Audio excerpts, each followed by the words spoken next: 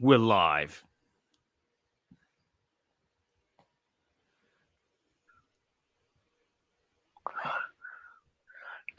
We are live. God damn it. Thank you. Thank you, Paul, for the assist there.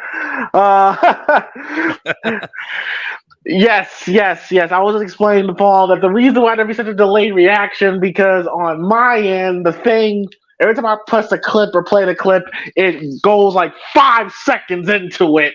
And it's like, oh my God, it's annoying. But yes, we are live.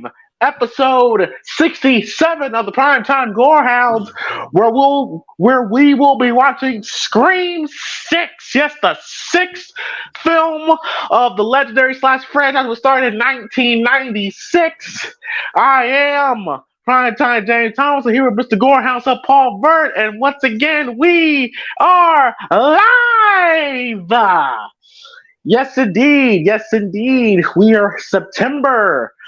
We are knocking on the door of the fall season, best time of the year, I may say.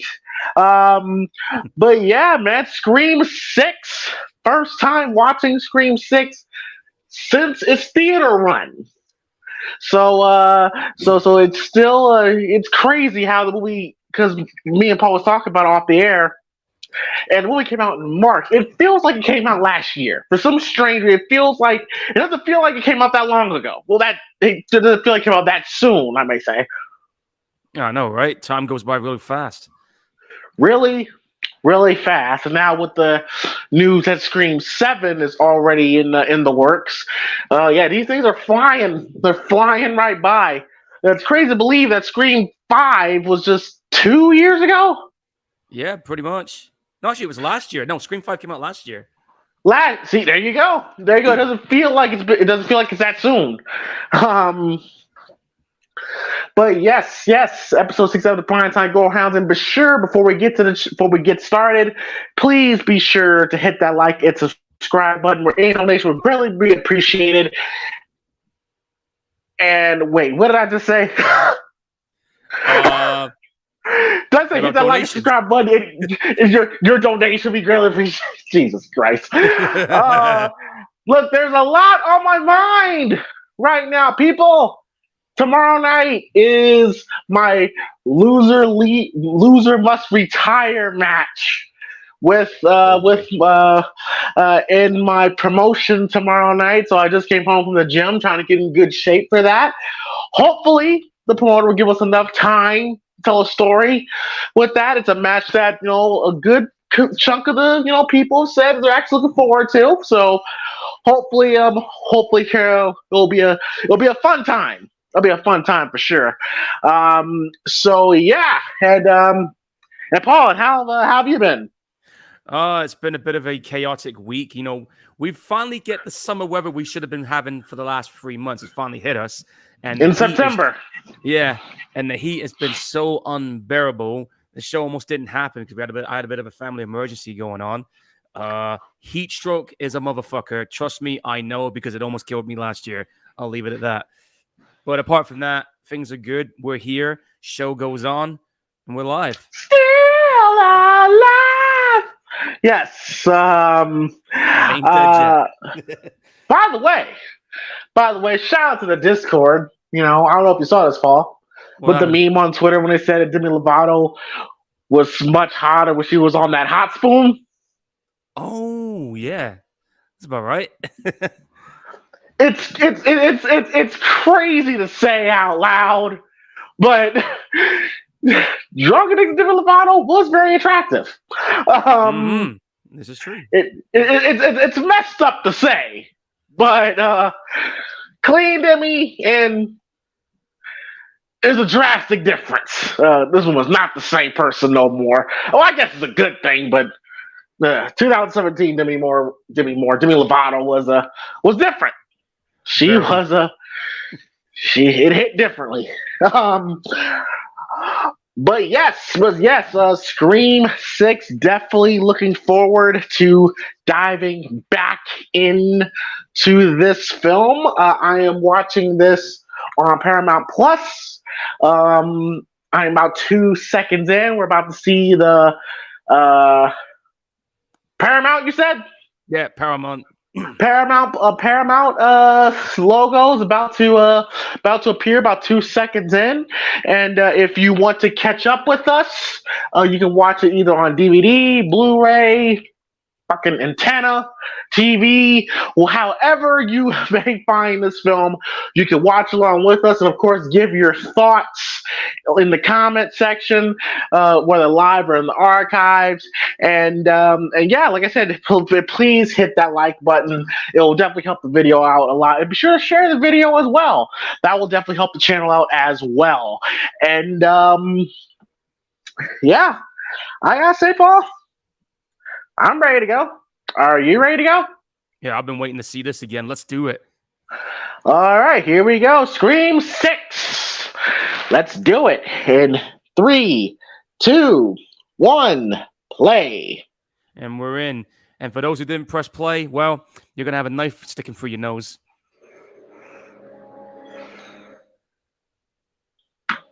Yes, the old Paramount logo.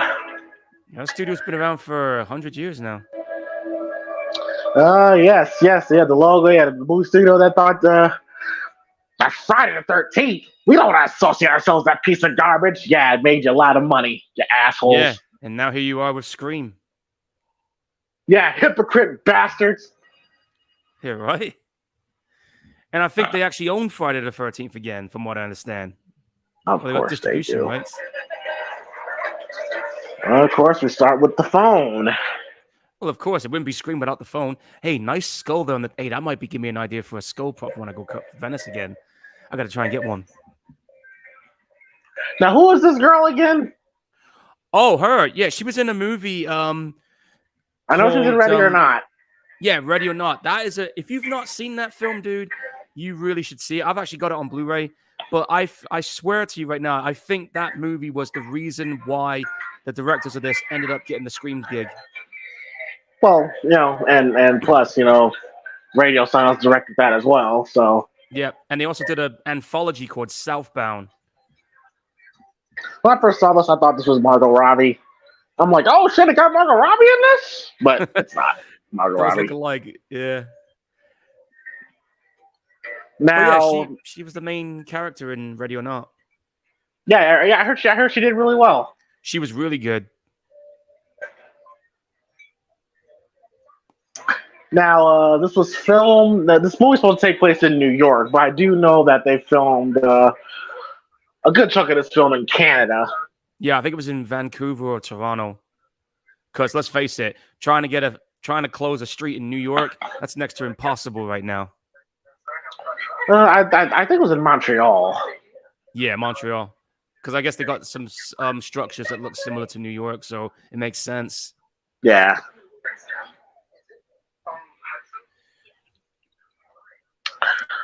Yeah, I see Lewis in here. What's up, Mama Gorehound? Yep, she's here. Hope she's doing okay after yesterday. I mean, shit.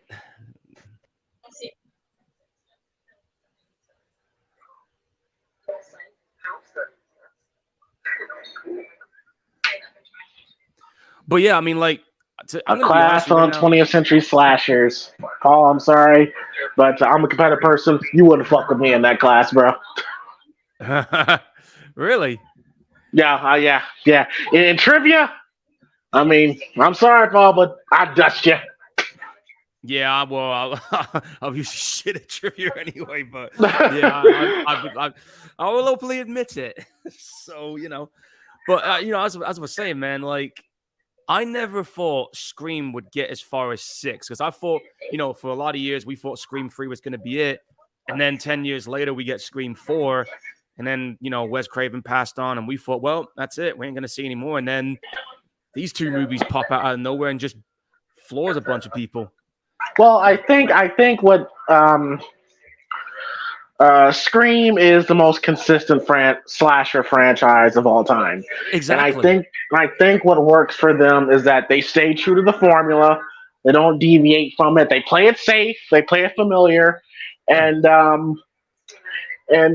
yeah, they do a lot of the same shit, but it works. It's what the fans want, and they keep coming back for it. So yeah, Exactly. And you can't, and I don't think ever in this franchise you can say there's been one movie that's been total shit. I mean, okay, I mean, 3 and 2, we probably would say is the weakest, but they're a not lot of totally people say shit. a lot of people say three is the weakest of the. But in a It is. franchise, if Scream 3 is the weakest one, and that in itself wasn't terrible, then it's a pretty good franchise. Exactly. I mean, outside of the original movie, which sequel would we say is the strongest entry sequel wise? Well, I you think know, James is well, you probably going to know, say well, well, 4. well, you know, my second favorite one is 4. Yeah. For me, it's probably going to be 4 as well, because if you think about, like, we kind of touched on it when we were doing Scream 5. If you want to rack up a trilogy, it would be Scream 1, 4, and then 5. I like the idea of her wearing the yellow dress here in the alleyway. You know, it's a nice contrast. You know, Yeah. she stands out in a dark alley. Oh yeah, definite.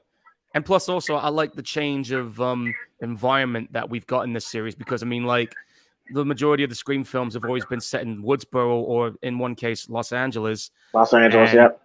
but it's nice to see this one in a city like New York, or it's just somewhere urban. Really, kind of increases the stakes a little bit. Yeah, it does.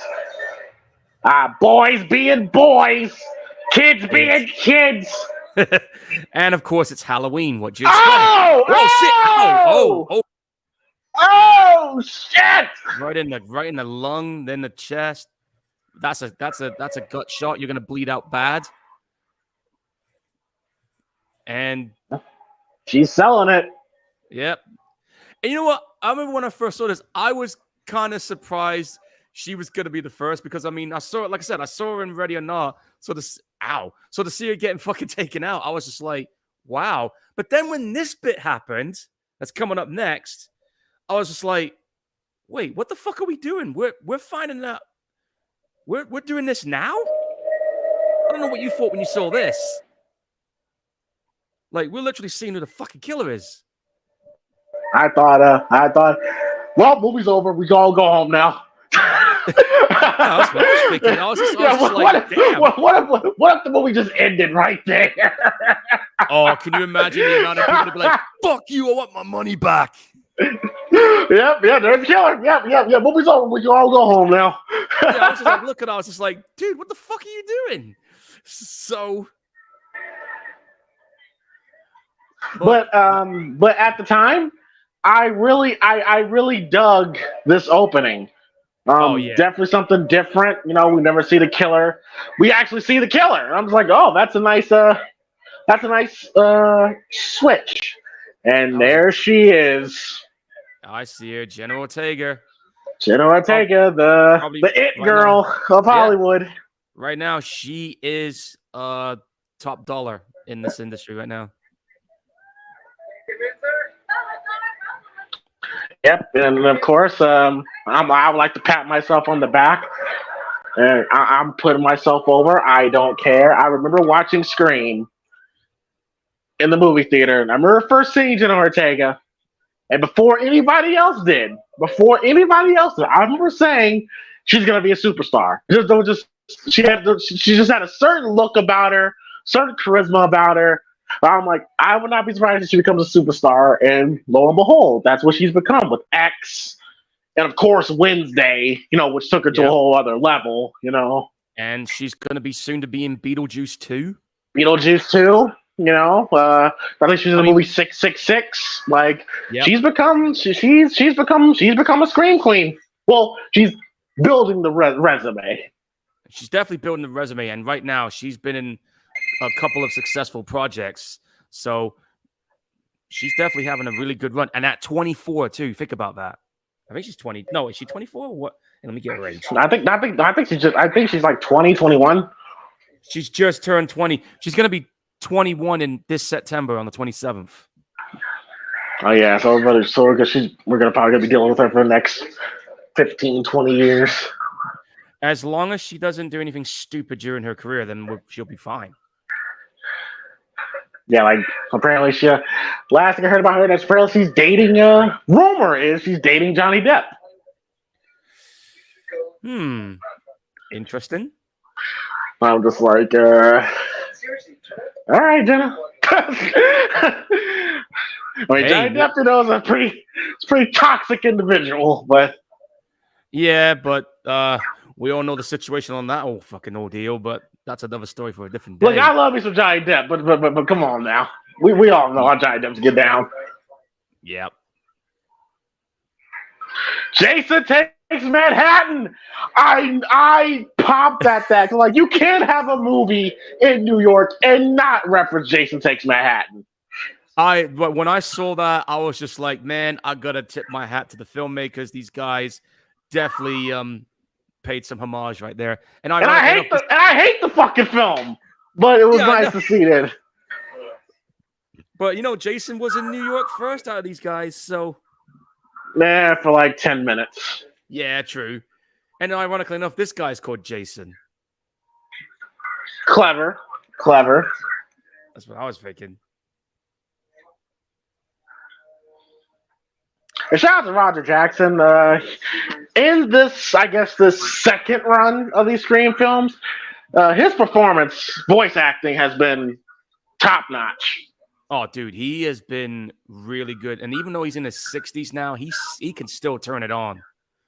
He still can, which is why I say, God forbid they're still doing Scream films, which I kind of honestly hope they don't. But if they're still making Scream films, like 10 years down the road, like I said, the moment that Roger L. Jackson transitions, the franchise is dead. It's dead. I don't know who else could voice Ghostface. That truly doesn't anybody at the moment. Yeah, no, nobody else can do it. I mean, I'm sure somebody can, but it won't be the same. It's the same with Brad Dourif. Who the fuck's gonna play Chucky? Again, that's why that's a whole other different situation there.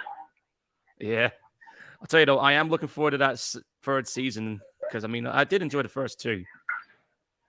For those who may not know, I do not enjoy the Chucky series. Yeah, well, everybody has their likes and dislikes, and that's I understand that, but I don't think showing young boys kissing is the right thing to show, and but that's just me. Anyway, moving on. Yeah, you know how things are in this day and age, dude. Yeah, pussified, but yeah.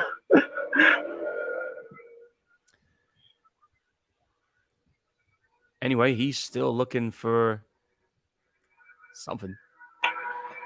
You sure you want to look in that closet, dude? No? Okay.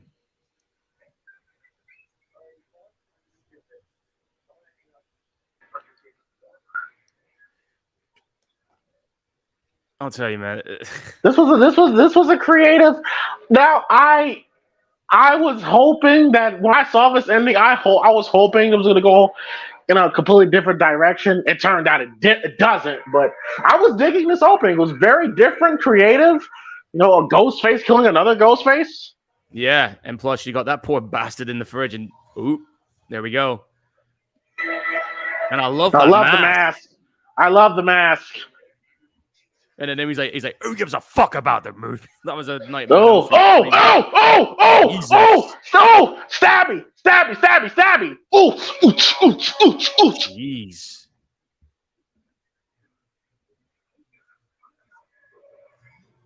Hey, that was a good opening. Really good opening. Yeah, I did enjoy that. And I gotta admit, I think, would it be safe to say Ghostface was pretty violent in this one? More violent than he was in Scream 5, I'll say. Oh yeah, definite. Yeah, but I mean, you'll say he's more violent. Oh I yeah, still give that to the first film. this is gonna come as a surprise to you, okay? But one of the people that I met in Venice, who I'm friends with, right? She was actually the location manager for this movie. Nice, nice. It's funny because when I was taking photos, I was actually wearing a fucking Ghostface t-shirt because I actually have one, and that's how we kind of hit it off. So we kind of got to know each other a little more and became good friends.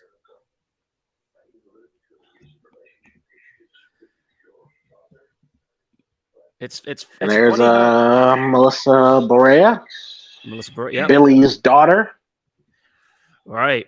And like we said before, folks, when Scream 5 was around, yeah, we had our concerns about her acting in this, but Concerns? yeah, No, it we wasn't did. concerns.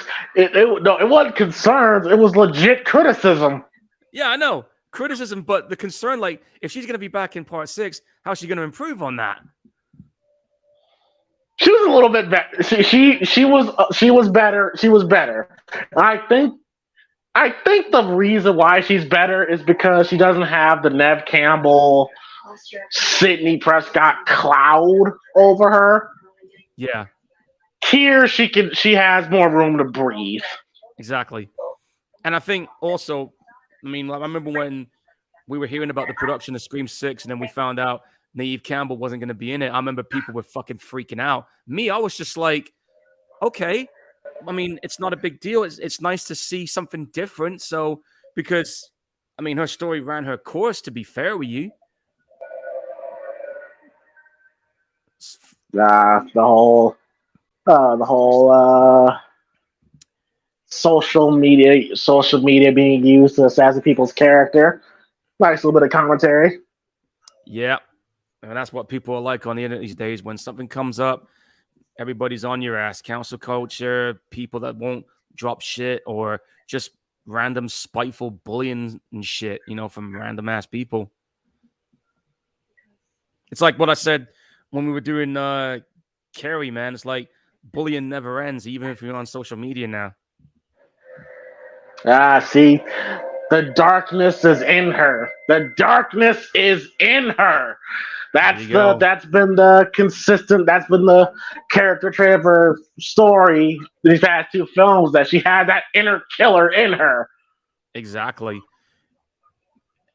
And I'm curious to know where it'll go in the next. Oh, the predictable route is to have her be the killer. That's the predictable route. It could go that way, or maybe she's killing people that's trying to be ghost faces. I don't know, because this thing's almost like a cult with these people now. Yeah, I'll get into more of that later. Mm.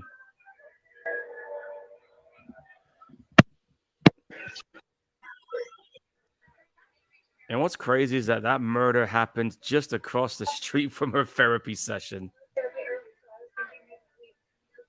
Elm Court. Oh, Jesus. Okay, all right. We get the Easter eggs. Like, come on. Like, stop kissing our asses. Be a movie. Hey, Scream's always been known for their Easter eggs. Yeah. But I'm just like, come on now. All right, we get it. Yeah.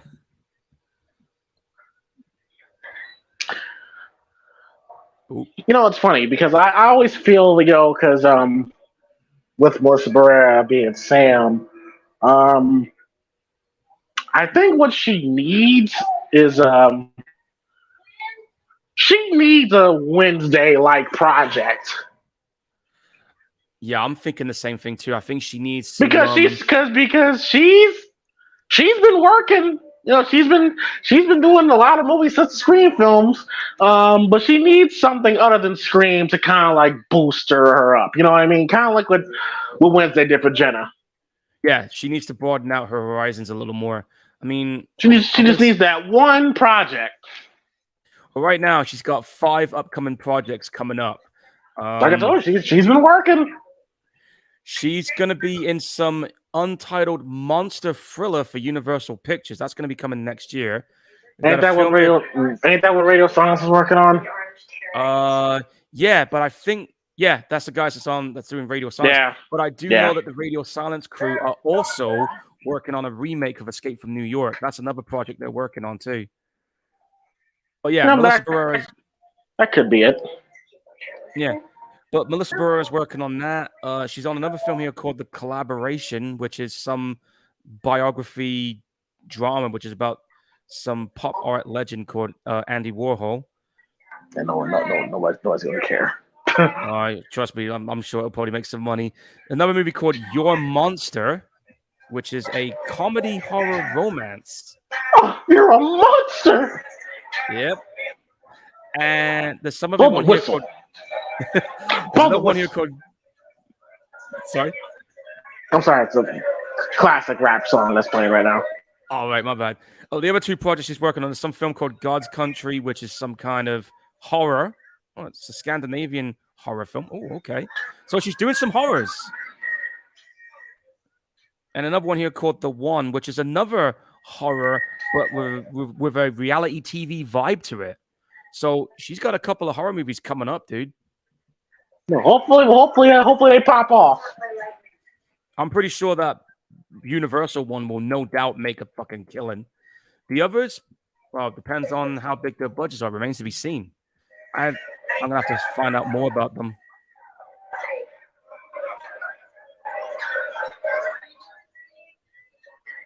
What the thing that works for Jenna Ortega is that that because she's so small, and because I think Jenna Ortega's like she's like 5'1", like she's very short. She looks like a young woman, teenage girl. To be fair, I think she's about the same height as my mom. So she's tiny. Yeah. I think Lou might correct me on the comment section. She'll probably give me a slap for getting it wrong. Don't go in his room. Don't go in his room. That's how it starts. Yeah, you don't want to do that. But the guy looks like a douche. Yep, you can tell sometimes. Oh, I've been to some parties, and some fucked up things happened. Then we'll get somebody's ass whooped, but that kind of thing. I get it. Yeah. 2011, 2012 was a different time, man. Yep. There you go. Lou just correct me in the chat. She's 5'1". Was I close, Lou, or was I wrong? I think I might have been close to the answer.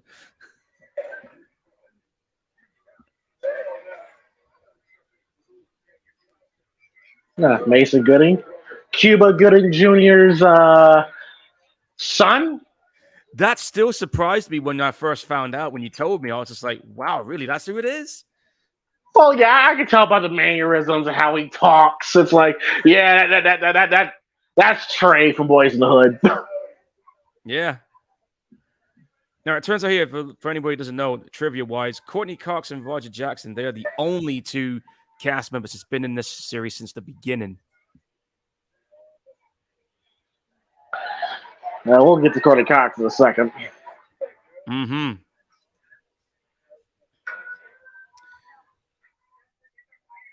Yeah, I remember when... Hey, stop him! Stop him! Yeah, you might want to stop him. There you go. And she's like, what the fuck? I was about to score.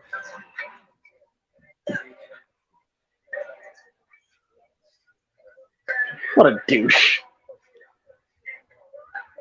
Punch his ass out.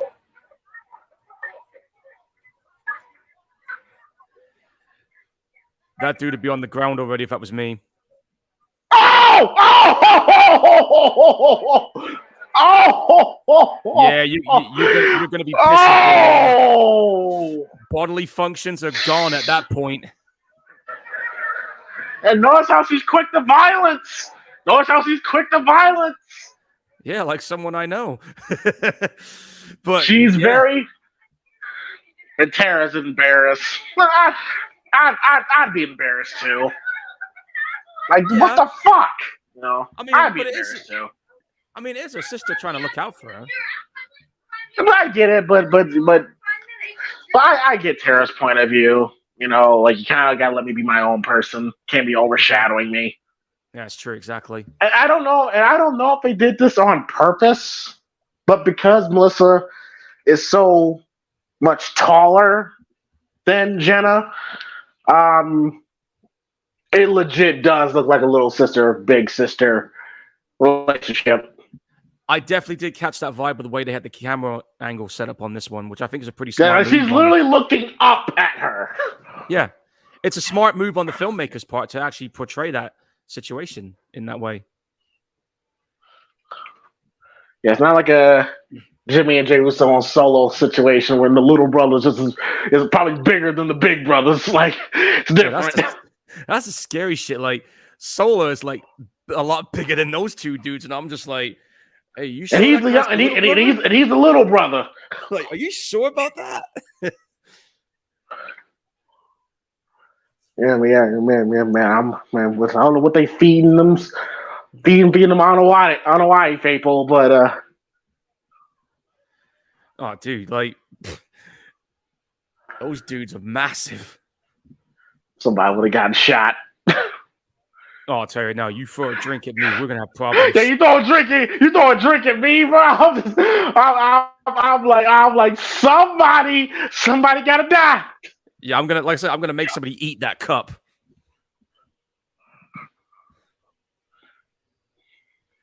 But yeah, my mentality would be if I'm Jimmy or Jay Uso and I got to a fight with Solo, I'm like, man, you still a little brother. Sit your little ass down. Pretty much. And then you got this girl.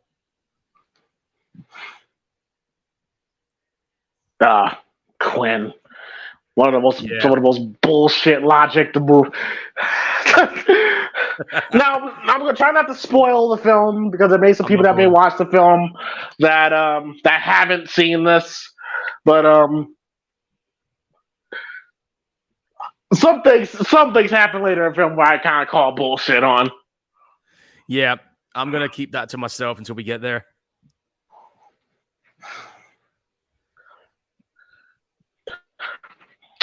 Here's a good old Chad trying to put the moves on Jenna. Yeah, he's trying to put the move on there now. Yeah, I don't see. I'm at a weird place, Paul, where I'm gonna be 30 next month, and there's a part of me that kind of wants to be like, you know, Jenna is a beautiful woman.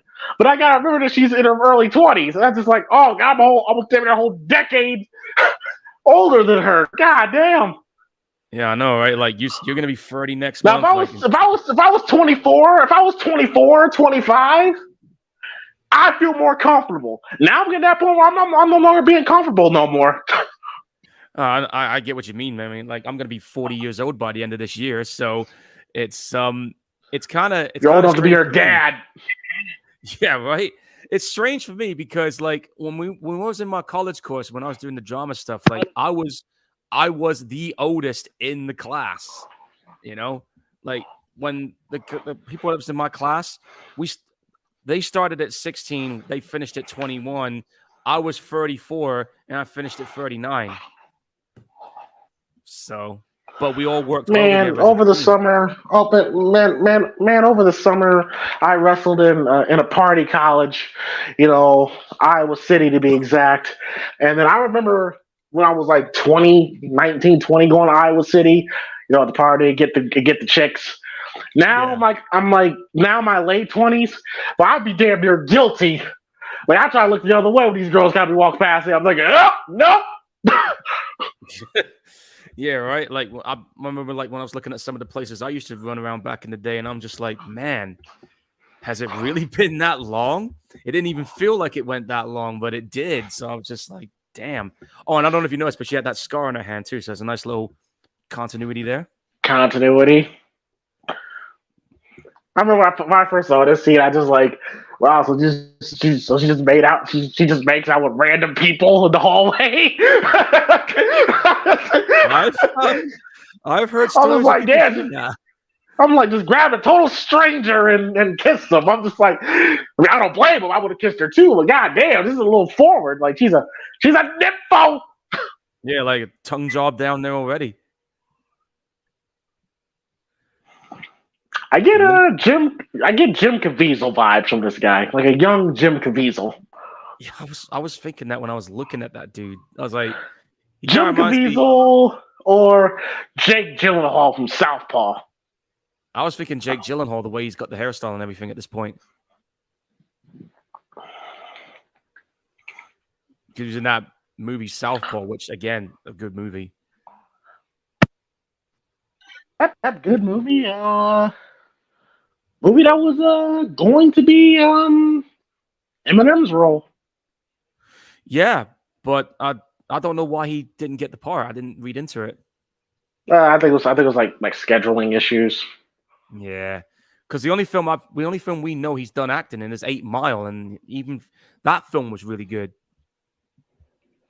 Well, he's done smaller stuff, but as far as like a full length film, yeah, it was 8 Mile. Hey, check out what Lou said in the chat for you. She's right there. You're still young, James. Behave. Love knows no bounds. She's 21, but depends on the couple. But younger than 21 is a no to me. Well, for Paul's sake, I would hope so. That'd be awkward. Nah, well, I'm not ready to settle down just yet anyway, so. No, I ain't talking about you. I'm just talking about how awkward it'd be for you if your mom was dating someone younger than 21. I'd just be like, yeah, hey. I'll be kind of like looking like, really? Oh, wait. Wait, oh, she's got a knife. Uh-oh.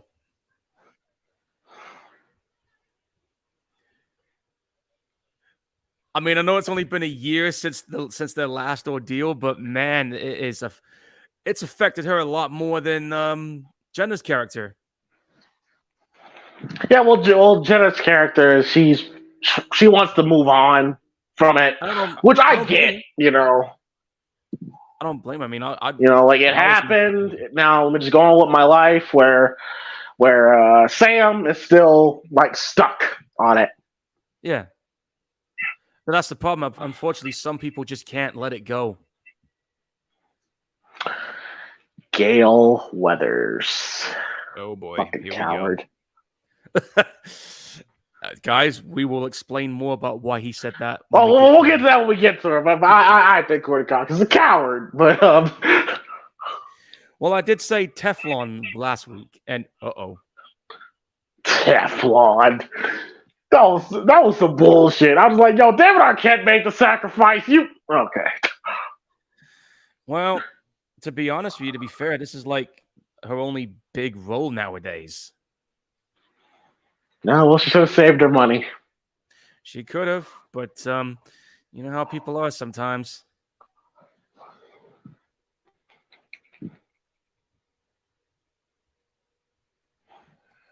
Yes, Lou. I am very aware that my sister will kick the shit out of me. She's already done it once. She's already booted me in the balls one time, which is true, by the way. One time I caught her shorty and she booted me right in the balls. And she's only 16. Keep that in mind. Yeah, that's what little sisters will do. Yeah. Yeah. There's a reason why I call her Stripe. She's got that same temperament as Stripe from Gremlins.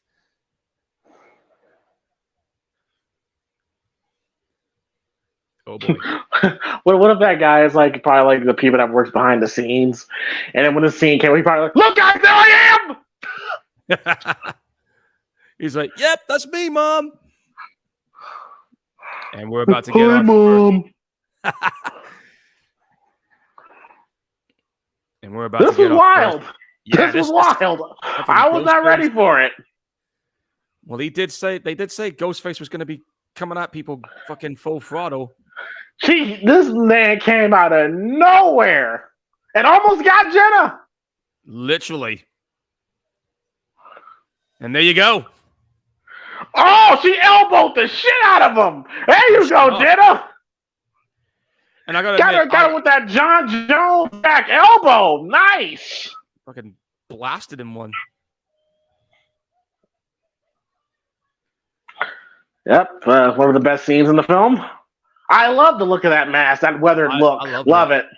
That decayed look, and he's like, "Really, motherfucker? Damn!" Now, these aren't just stabs; these are prison shanks. Yeah, this guy is coming at him with murderous intent, and you know the trailer made that duck move faster. How do you miss him? you remember on the trailer that duck actually happened faster? Of course. But yeah, but I'll tell you what, this scene right here that's coming up, this surprised me because I thought to myself, damn, now Ghostface is about to pack a shotgun and shoot the guy's face I mean, some fans were complaining. We should have saw the head explode. I remember fans were complaining that Ghostface doesn't use a gun. Well, if you actually know your Scream history, they said the original weapon that Billy and Stu were going to use was a gun. Yeah. Like that was the original plan. Like if you know your Scream history, but I think we've seen. I think it means like Ghostface in the outfit, using a gun. Yeah. To be honest with you, I like the idea that Ghostface is using the gun. It's different. And wasn't that the purpose of this Ghostface? He said he was something different. Oh yeah, but they kind of lied to us at the end. But we'll get to it. A little bit. Yeah, I agree with that. But the fact that he's stalking your ass with a shotgun, I mean, he sees you. That's it. Game over. With a knife, he has to lunge at you. Feels like a stealthy video game. Yeah, I was thinking like Metal Gear Solid or that burning restaurant scene from The Last of Us with that cannibal fuck Dave.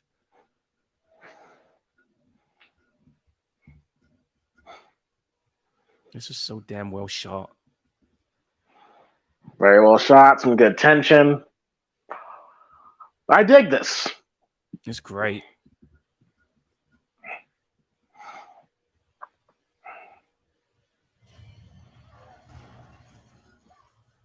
He's actually kind of smart a little bit too, because he kind of knew they were there, but reacted too slow. And then he's gone. I mean, realistically, I don't think he would get away that fast, but yeah, but this is a horror movie after all. Was that Abe's Shake? Is that what it's called?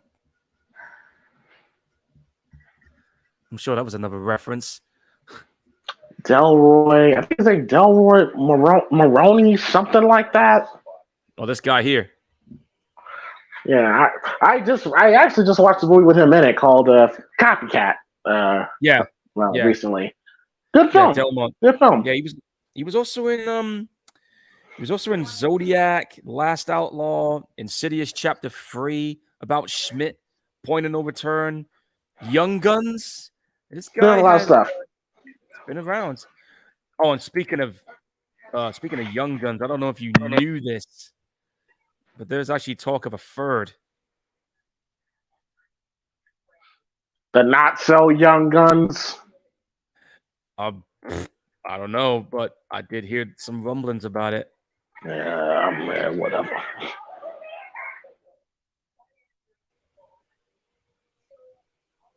And it says there. I think I'm not sure when it's coming out, but I know they've been talking about it, but who knows?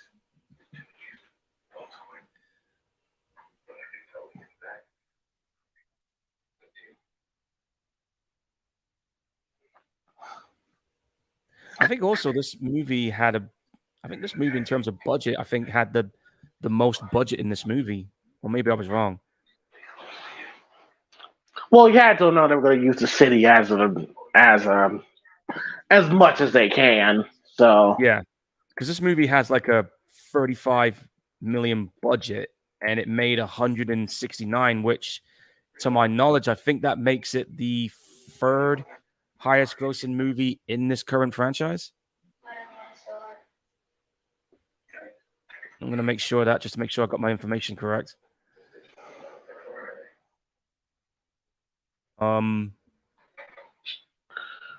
Yeah, it's the third. Quiet! Quiet! Oh yeah, my bad. She's in here. Kirby. Oh, Paul, you have the biggest smile came on my face when I saw her, man. Dude, when I was in the cinema, I'm not gonna lie to you, people were cheering. I heard people going, "Fuck yeah, Kirby's back!" And I was just like, "Hey, it's good to see you again." I love Hayden. I love that woman. Yeah, fresh out of motherhood. Yeah. Oh, and check this out too. The total box office worldwide gross for this franchise, right? The next movie that comes out, it will make it $1 billion franchise. Next to another movie franchise that's made $1 billion, and that's Saw. Congrats to them. Mm-hmm. And with Saw 10 not far away, I do plan on seeing that, by the way. People can say what they want about the Saw movies, man, but they've been pretty damn good.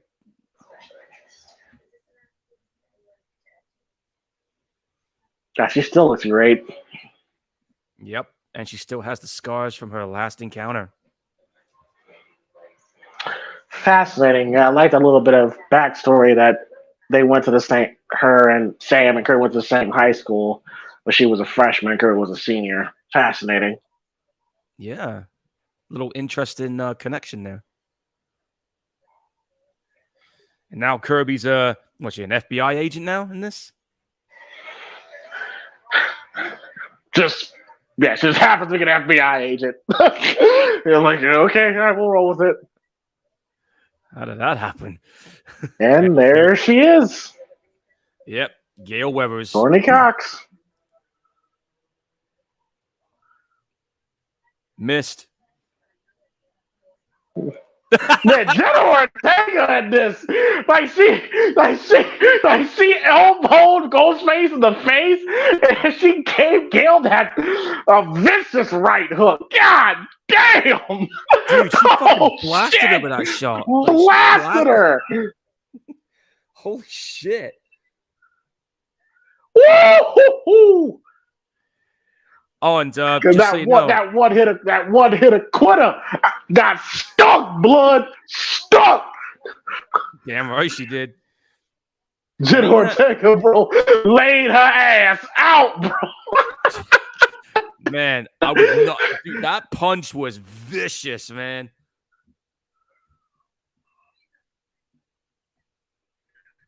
Yeah, Courtney Cox thought she was sick with that block, and then Jenna came and fucking went boom. Gail was like, "Oh, nice try. I fell for that trick before." Bang.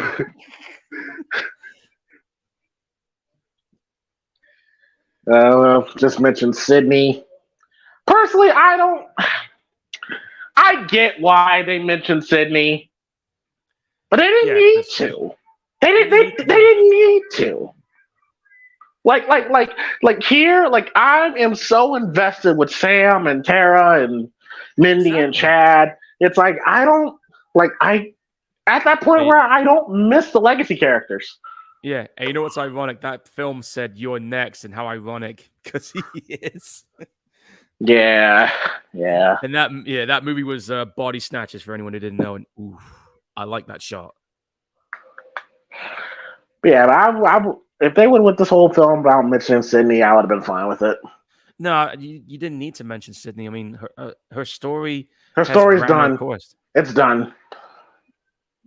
And I remember people were so pissed about it when she wasn't going to be in this. Yeah. Because you'd get that close to the door. Oh, Jesus! Oh, it should have been the eyeball. Should have been in the eyeball. No, the death's more prolonged if you're stabbed in the face like that. Because it means he gets to spend more time carving the fucking shit out of him. Like I said, this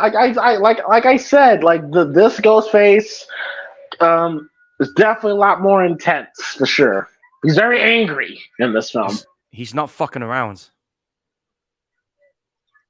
Red right hand plan. Yep. Man, I kind of miss college life.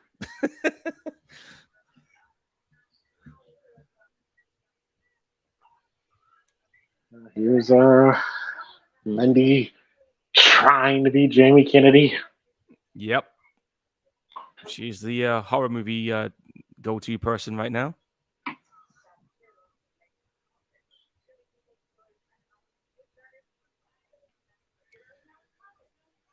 It's funny how some of these scenes echo the earlier movies in an essence.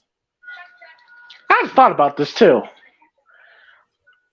In Scream 5, they made it seem like, that Gail was going to be done writing books and profiting off the misery of others. But here, in Scream 6, she went back doing that same thing. But it's like, wow, way to retract her character. Yeah. I think because of the death of Dewey, I'm guessing the mind frame is for a coping mechanism. She went back to work to take her mind off the shit that went down. But didn't she say she was going to write a story inspired by Dewey about a brave cop? But no, what she basically did what she always does. That's make a book about the Woodsboro murders. That's why Jenna hit her with that boom in the face. Yeah, because unfortunately, I'm guessing she did write a book about Dewey, but I guess her publisher and agent was like, "Nah, that's not going to make money. Make another book about Woodsboro." So she took the money. God damn, I'm sorry, that's still good. Jenna stole off on her ass, though. But she's a tiny girl too, and she went fucking boom. Yeah. She had a whole lot of knuckles there.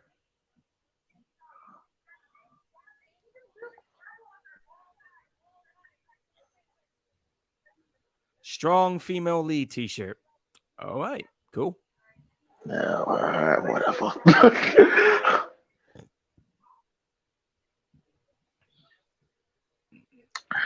Man, we got this nerdy. This is going a little too long. Well, this is the longest movie in the series by about. Actually, I can tell you how long this one was, because one's 123 minutes, right?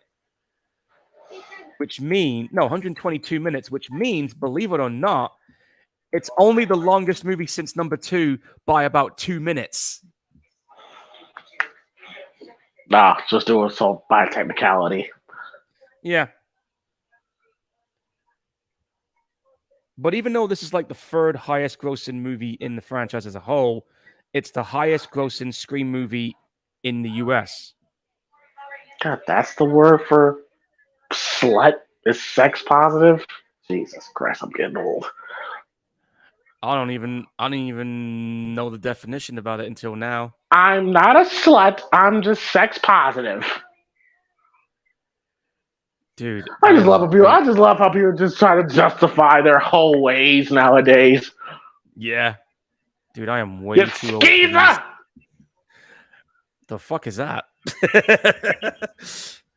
That was another word. That was another word for whole slut. Skeezer!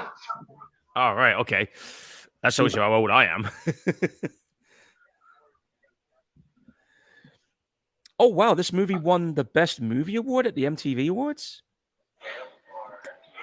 Makes sense. Yeah, this movie's always been geared towards the teenage crowd. Yeah, but it's nice to see a horror movie at least get an award. I mean, if you really take the MTV Awards that serious, but well, I mean, come on, like, come on, we're not talking about the Oscars here. Yeah. But I'm just saying, man, wouldn't it be crazy if one day a horror movie did nab an Oscar? I'd be like, whoa, okay. Keep dreaming. Yeah, we can only do that. But you never know.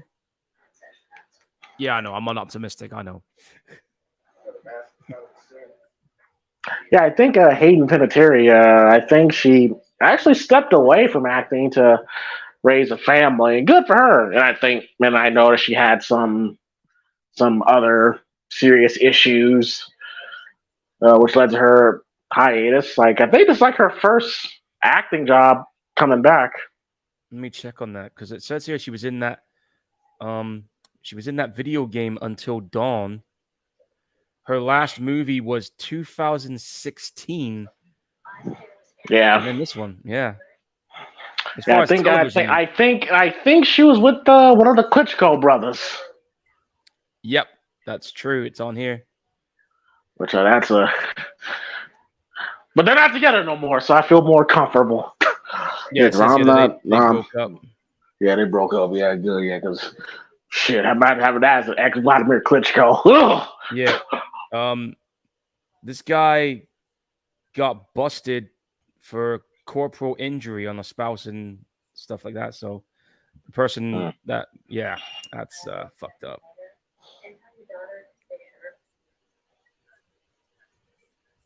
I remember I laughed at this scene when he's like, "Can we have somebody follow Agent Reed?" I'm just like, she's like 5 feet. Like, yeah, like what the fuck? She's like 5 foot. Look, and the damages killer has to be at least over 6 feet. Like, what the fuck are we doing here? Dude, like pretty much all the killers are around the 6 foot area. I'm just like, yeah, she's like 5 foot. Like, you think she's fuck out of here?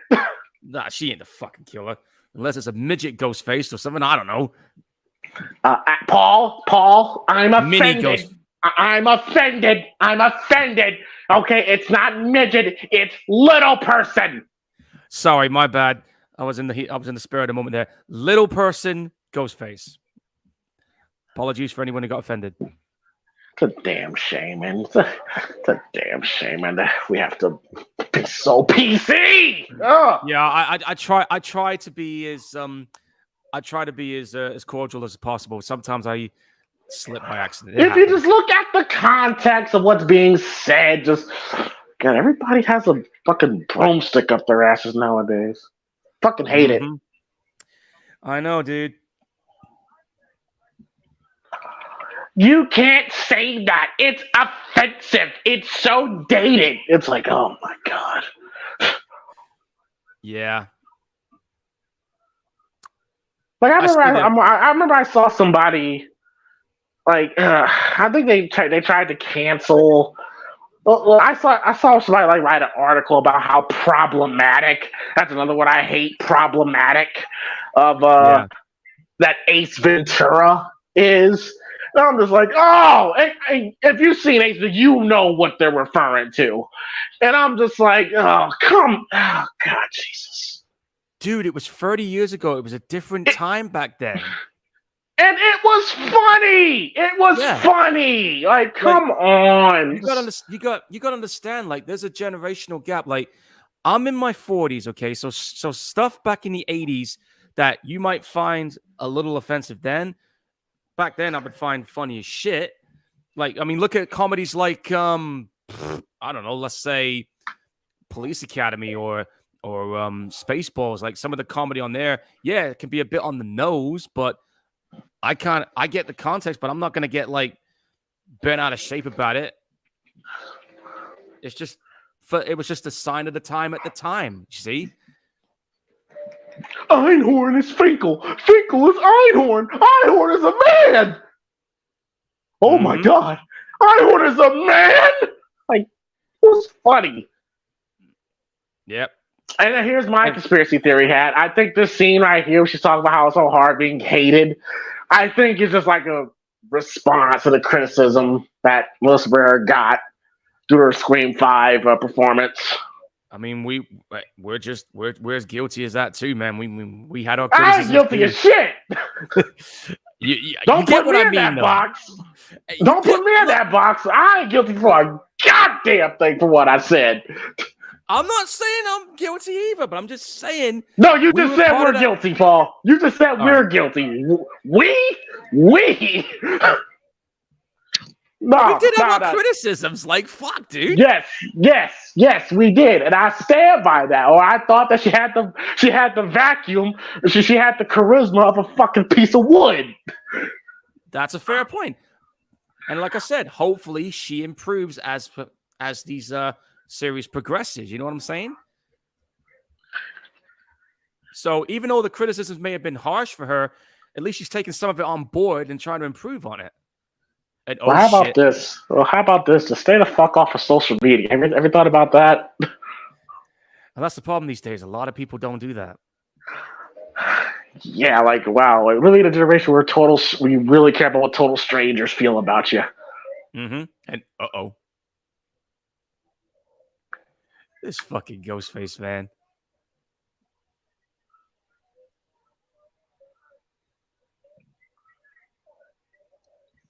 Lou in the chat box said, yeah, I'm like, what's the weather like up there for you tall people? Yeah, good point. That's a hype reference she's talking about. Lou, I'm offended. What do you mean tall? See what you did now, Lou?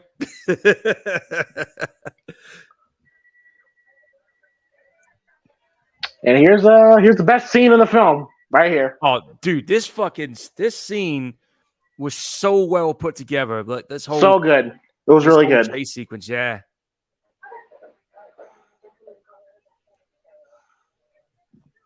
Because you got this whole thing going on. You get to see the characters having a good time. You're expanding on that relationship of theirs, and then out of nowhere, this is going down right in their apartment. And that's how Quinn gets down, huh? She fucks her. She fucks her boyfriend while her friends are home. Well, Jesus Christ! But that's not the case. Yeah, and as soon as they saw that text message, they're like, "Oh shit, here we go." This was a really good scene.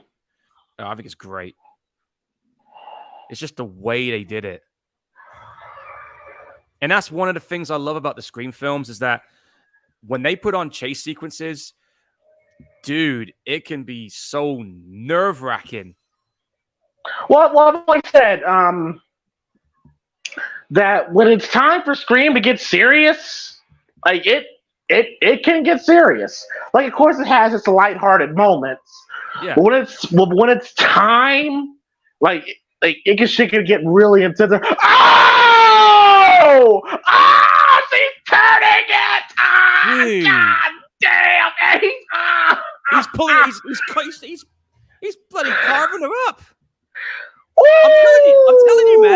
telling you, man. This Ghostface is fucking vicious this time around. And that's kind of the look at the blood on the wall on the door. Well, you do know this movie is an 18 in the UK for strong bloody violence. I'm just going to put that out there now. Damn, she's bleeding bad. I will say that's kind of like the concern that I have for I forgot who's directing Scream 7, but oh, you mean the guy that did Happy Death Day, Christopher Landon? Happy Death Day, and like my thing is, can he because for Happy Death Day, like it's a very lighthearted, satirical film, which is right up Scream's alley. Yeah. But can he make it? Can he ramp up the intensity and the violence? We have yet to see him do that. Yeah, because here's the thing, right? I happen to have both those Happy Death Day movies. I've not watched them yet, but I've heard good stuff about it. But again, it's a very clever film. Yeah. My concern, though, is what you just pointed out, because I've looked at his track record, and yeah, a lot of his movies have that PG-13 vibe to it. So yeah, my concern is he going to have it in him to go in the direction that these movies have done? Because just happens to have a ladder. Yeah, because I'm telling you now. Wait, hold on. Let me go get my 6-foot ladder. I'm sorry, go. Because let me tell you right now, if I find out that Scream 7's a PG-13, I'm going to be pissed. It's not going to be PG-13. I know, but I'm just saying there could be that possibility with him. But what's this guy up to right now, though? Because I know he's doing Scream 7, but what's he currently up to now? I'm going to find out what his next project is, and maybe it'll give me an idea. She's bleeding profusely. Dude, she's bleeding profusely. Move your ass! You got stabbed in the gut, and then it got cut upwards, almost like a samurai harakiri.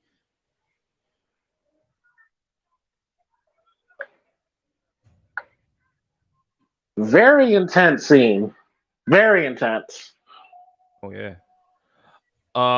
Okay, this is interesting. The guy who's doing Scream 7, guess what his producing name is attached to? What? A remake of Arachnophobia. Oh, okay. That'll be interesting.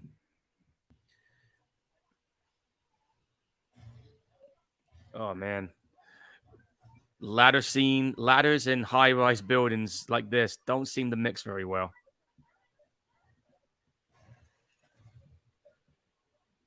Ghostface wants in. Yeah, Ghostface is me when I see. Yes, you can. Yes, you can. Move your ass. Come on. Go. You want to Go. live? You want to live? Get your ass Go. over there. Move. Move. It's hard Move. for it, dude. It's hard for her to move when you've been stabbed in the gut the way she has, especially when you're in that position. Oh, and what he does here, man. She's not even. She's not even halfway. Dude, you sadistic bastard.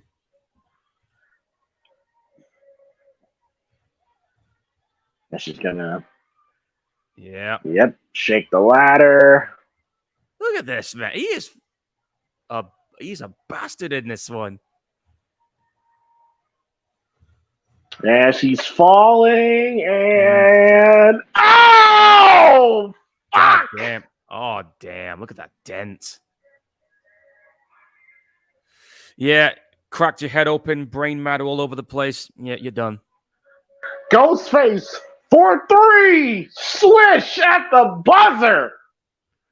Damn. He's just looking like, I'll get you later, bitch.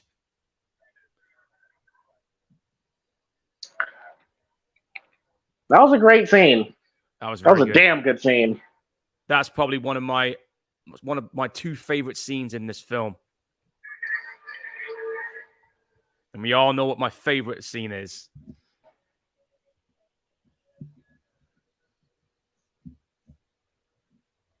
But man, that sucks. If I remember correctly. Wait, no, I'm not gonna say it out that. I can spoil it. No, don't, because we ain't got there yet. For anyone who hasn't watched it yet, let's not spoil it.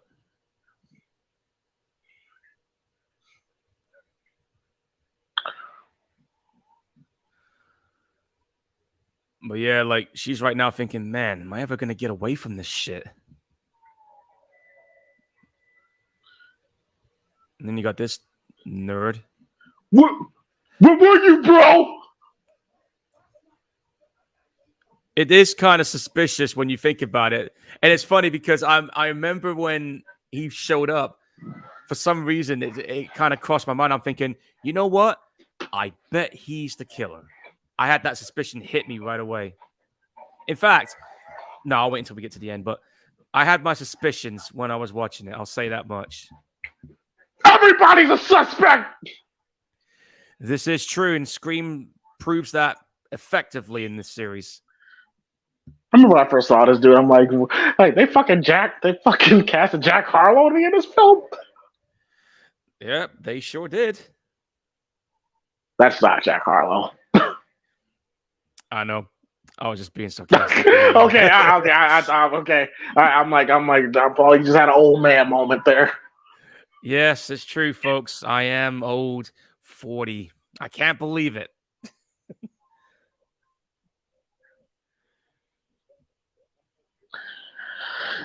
I want to say something, but it would spoil it. Don't. You're just gonna have to bite your tongue on this one, dude. But just don't bite it off.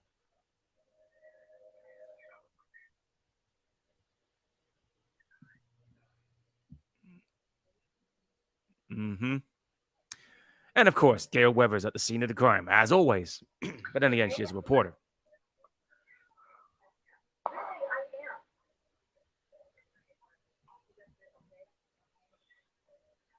Is it weird? No. What? She looks a little better here than she did in Scream 5. Maybe she kind of dialed back on the Botox, but Well, she I is remember Scream 5. It looked. Yeah, I understand that, but But Courtney Cox from like 94 to now, you could see it. You could see it. Yeah, you can. It's in the face. Looks like two different people. Yep, this is true. I mean, Hayden looks ageless right now. She's like, what, 34? Her character is 30, my age. Yeah, it's kind of funny. Which is what are they like children to be in the FBI? I'm like, wow. I'm like, damn. Scream 4 was like 12 years ago. God damn. Yeah, I was like, fucking hell. I was 27 when Scream 4 came about. Yeah, like that's. See, it's crazy when you think about that. Scream 4 came out that long ago. I'm just like, God damn, 12 years ago. Yeah, 12 years, man. And Lou will tell you this story because she went to see the film with me. I went to the cinema in a full Ghostface costume. No joke. You see, that type of stuff will get your ass shot. Oh, the cinema didn't seem to mind. I just went in and they were just like, what the fuck? It's kind of different here. The shrine scene. Yeah, and every item you see has been in pretty much all the Scream films, right down to those costumes. Which at first, it's a great setup. Like this would be a great attraction for Universal, I guess Universal Studios. But I'd pay to go. I'd pay to go too. Like it seems really cool. But from a movie's perspective, like how the fuck? I mean, we know later in the film, but it was like, how the fuck do you get this? Like this is evidence. And that's where like how are you gonna get? Who's gonna have access to stuff like that? No random ass person is gonna have access to that.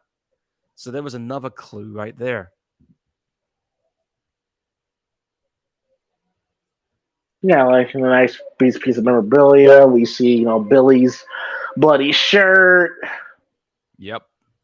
Knife of Doom. Good book.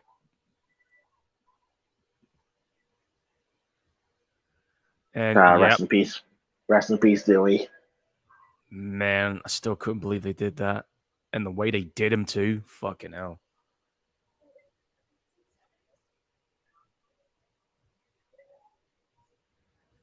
Yeah, look, it was pretty funny. Like people were like looking, thinking, man, what is going on here? Is he gonna prank someone or is he actually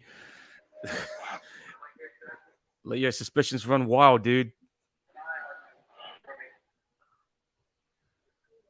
Oh, you got the whole eyes on you sign language there. Okay.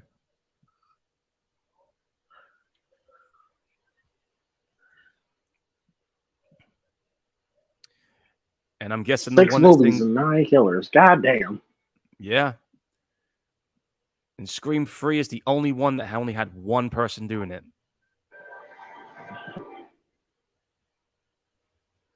And the one that's encased in glass, we know who that belonged to. The one that started it all. Billy. And speaking of which, the aging is kind of wonky in this one. Yeah. In Scream 5, it was a little more tolerable. Now it's like, you start to look your age. Yeah, it's definitely showing his age in this one, apparently. I mean, he is like 50 now, so. But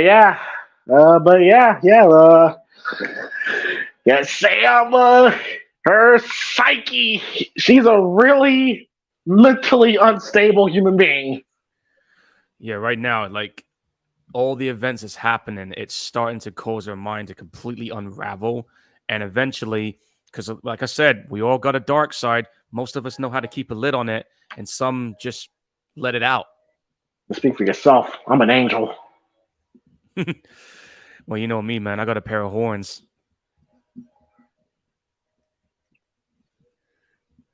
The only time we see Kirby be Kirby. Yeah, this is a nice little scene here.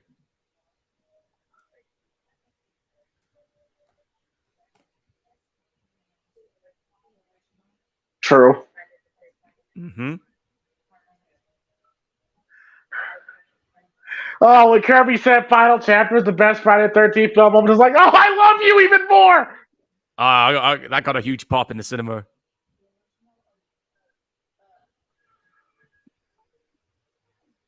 Okay, that can't even share bullshit, but I don't know.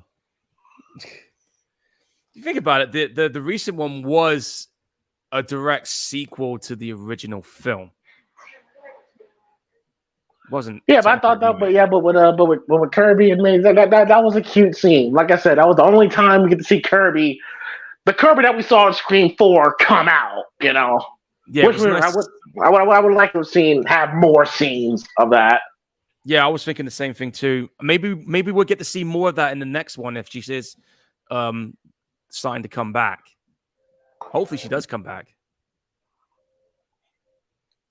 But yes, I was just like, it was cool that Mindy said Friday the 13th Part 2 and Kirby said Part 4. And those are like my two favorite ones. And it's like, but Kirby picked my favorite. So it's like, oh my God, I want to give you a baby. Yeah, I mean, like Friday the 13th Part 4 is one of my favorite sequels. My top one, as you guys know, would be Part 6 because that was the one that introduced me to Jason. And Part 4 is my second favorite out of the bunch. And plus, Jason was just a violent son of a bitch in that movie.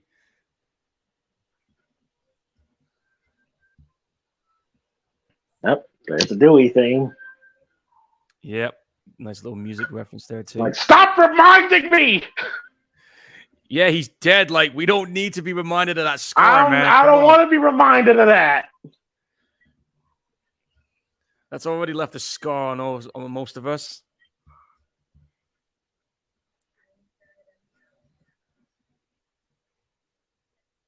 Yeah, I'm glad it didn't kill Kirby off in Scream 4. Well, they left it ambiguous. We never saw her die, which was nice.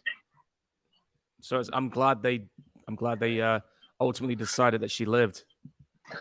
Well, that's what happens when you're one of the most popular character in a movie. Can you imagine if they did? Scream 2 did it. Yep, this is true. I like her jacket, by the way. I like her. Period.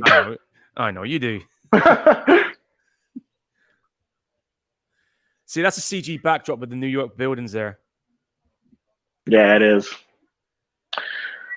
All right, Paul, I want to be straight up with you. Go on.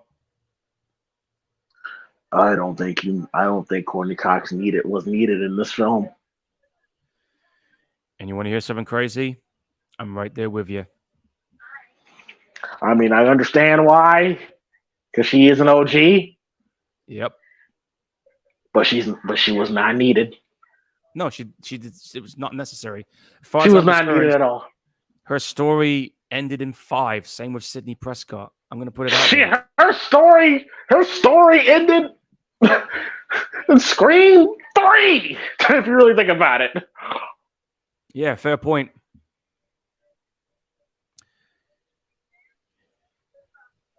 That dude better hurry up and eat that bag of Cheetos because I'm gonna snatch them off him in a minute. It's made me hungry for some.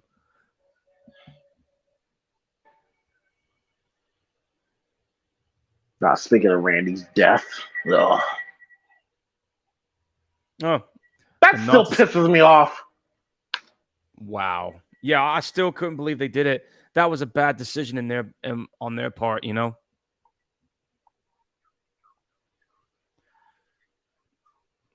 And of course, you got Richie's face on that phone. Yeah, come on, baby. Search. Track that call. Track the call. Where is it at? And Ghostface right now is absolutely talking shit. He has been talking a lot of shit in this film. Yeah. I think this is probably the most shit talkiest Ghostface we've had in these two films. Because not even the original talked this much shit. Yeah, and plus the shit that he's saying in this one, straight up spiteful as you can get.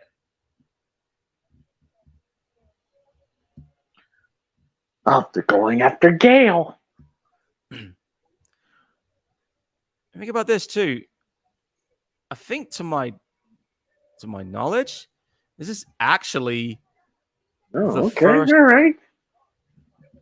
Gale and All right. Ghostface's phone call, first ever call they had between each other Fascinating.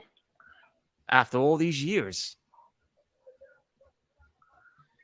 I mean, she ran into him multiple times, but it's the first time actually on the phone with him. What are they doing? They're taking your car. That's what's going on. Yeah, he didn't even try. Yeah. All right, Gail. Okay, all right, Gail. I see you. You switch over to the dark side. After Dewey's death. Yep. Dip her, get herself some chocolate. All right. Can't argue that. No complaints here. Here we go. The shit he says to her, man.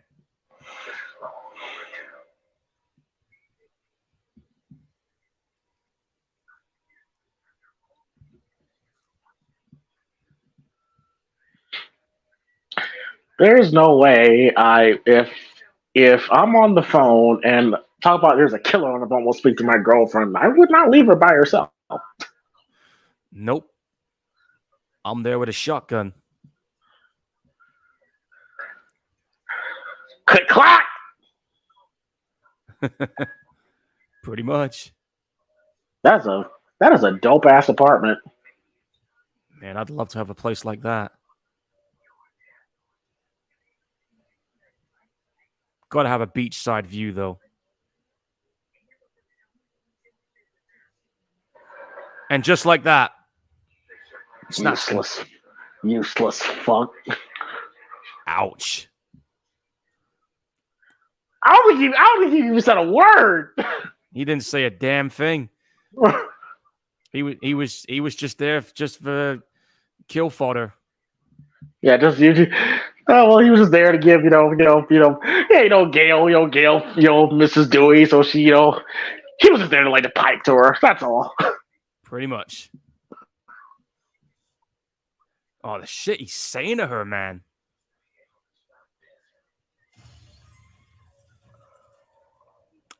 And here we go. Cool shot. Which Ghostface do you say this was? I know exactly who this was. I know exactly who this was, and I say it's bullshit. Absolute bullshit. Yep. Whoa! Bro, get hit with a cast iron skillet, bro. But you're out. Yeah, I'm not going to be happy about being hit with one of those things. Here's another thing I like about this Ghostface. He's not the bumbling idiot. Like, he's not tripping over his shoelaces and shit. Yeah, I noticed that because we look at the others, he was always falling over himself. This always like a fucking goof, Yeah, this dude is coming at you with murderous intent.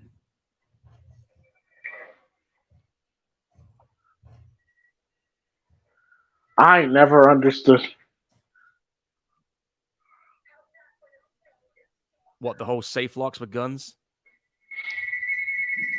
She looks okay. She looks a little better here than she did in Scream 5. She does. Okay, I'll say it. I'll say it.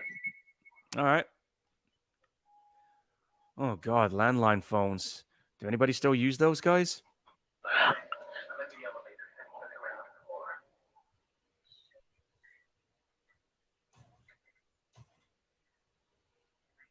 She ain't falling for that shit. Why? Why would you go back out there? Well, right now, she's just pissed off, had enough, and just wants to end it. No, fuck that. You got a gun. Why would you go back out? Call the cops. I know, right? Come on, Gail. What happened to her mobile phone?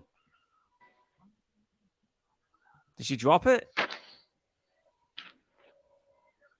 I think she did drop it. Come on, Gail. You're smarter than this. You've been in this game a long time.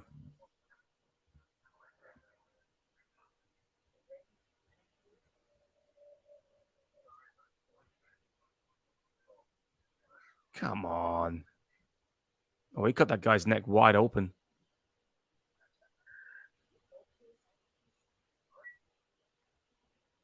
Can you Okay, that hold, was please? clever. Really? Okay, that was nice. That was nice. Okay, I did chuckle at that when I saw it.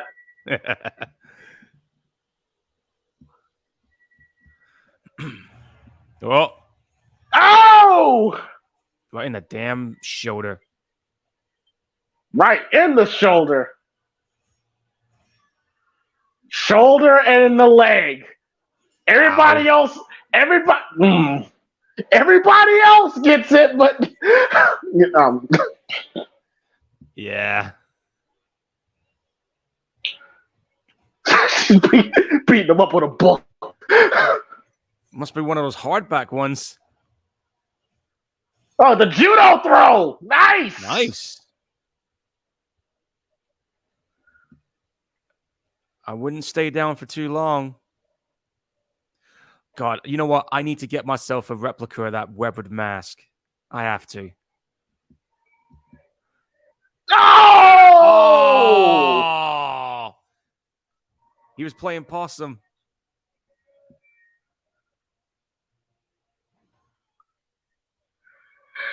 Oh, come on. What she said.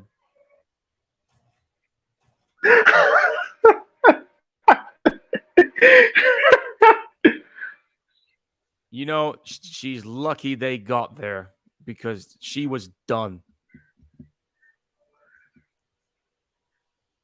Paul, tell Sydney that she owes me $25.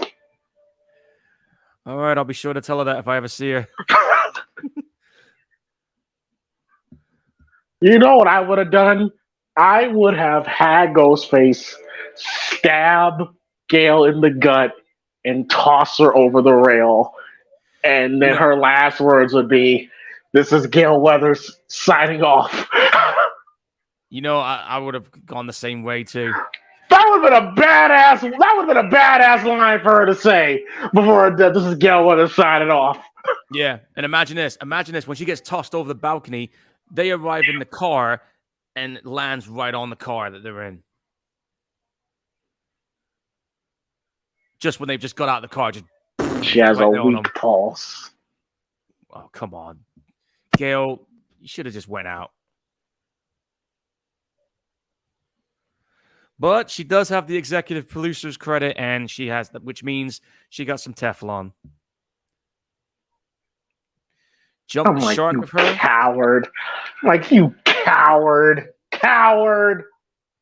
I mean, fuck. David Arquette went out. David Arquette bit the bullet. You could, because Paul, like, really, the legacy characters are not needed anymore. No, we don't need them. The story was done. We really don't need them. They had their last hurrah on the previous movie.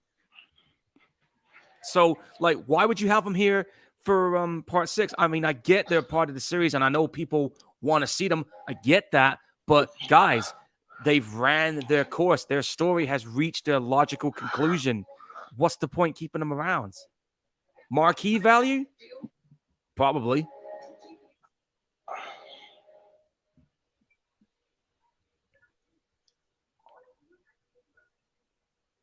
I mean, can you imagine if they brought Sydney and Gail back for number 7, which is probably likely. I mean, I'm not complaining. It'd be nice to see them again, but again, not necessary. Well, they just had their Fast and Furious moment. Yep. We're family. We're family. Salute me, familia. Yeah, Fast 5. I'm just like, Jesus Christ. If I hear the word family one more goddamn time. Family.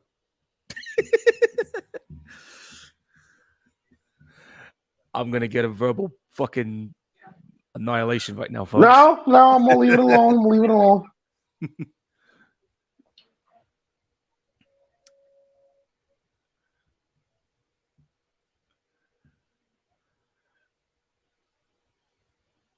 Trying to think what phone models that is. It looks like a Samsung. Probably an S22 because S23 wasn't out until a year after they did this. So.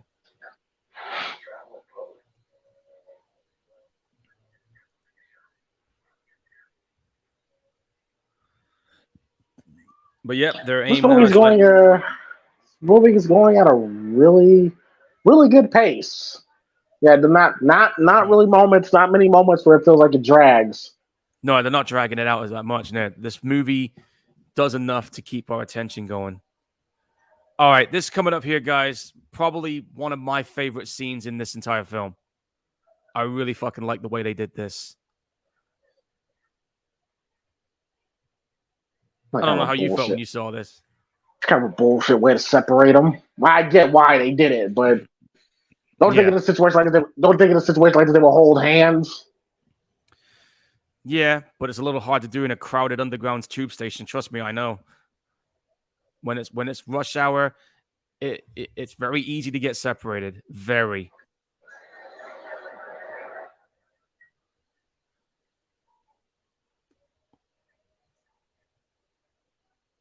She's like, fuck off. I don't like dick. I'm gay. Yikes.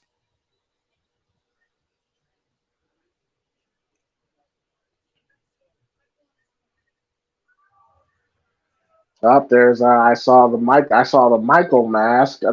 I think we say a Jason mask here, don't we? Yeah, there's a Jason mask. There's a Pinhead. There's a Nightmare on Elm Street in there too. Yeah, Michael. I see Hellraiser. Yep, which Paramount did the recent movie for, which I just so happen to have on Amazon Prime. And they only have what 10 stops. Yep, 10 stops. I really liked how they did this. I really liked this. Yeah, I thought this was a great fucking scene. This is great. Got multiple people in the Ghostface costume, and one of them is there. Could possibly be in there. Possibly, yeah. But sometimes you can tell just by the way one of them's just like staring daggers at you. No, that's not him. No.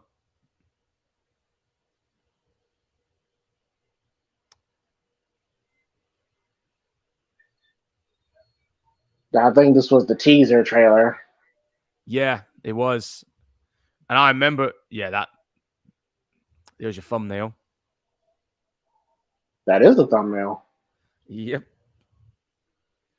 I just like how they did this. It was just so goddamn suspenseful. Imagine it. You're being hunted down by a killer, and that motherfucker's on the same train with you, but you're too scared to make a damn move because of what's going on, and plus a lot of witnesses.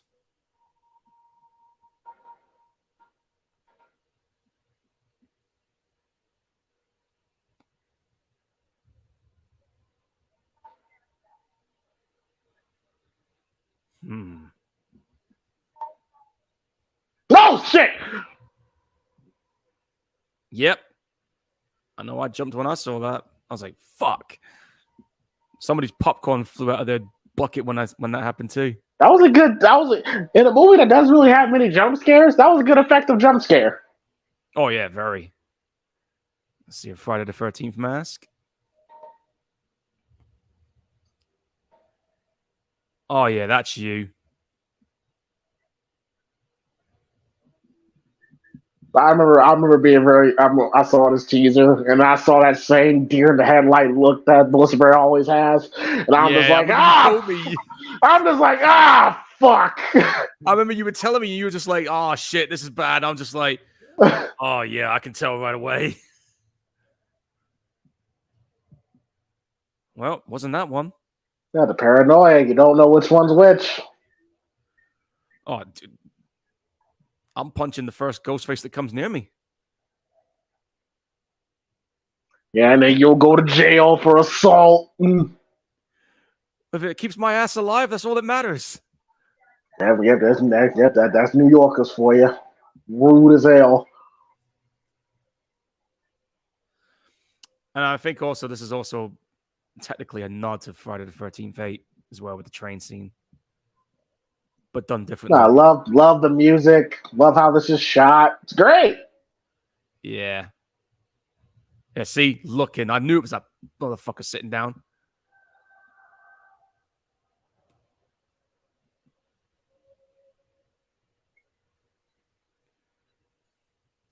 I just love the. No, my bad. There's your thumbnail. I just love the way that dude is just staring him down. This is great. This is great. This is fantastic. I love it. Impending doom, and you know it's coming.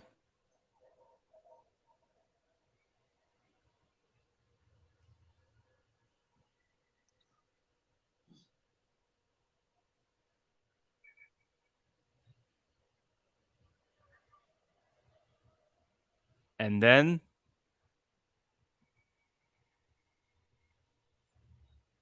gone.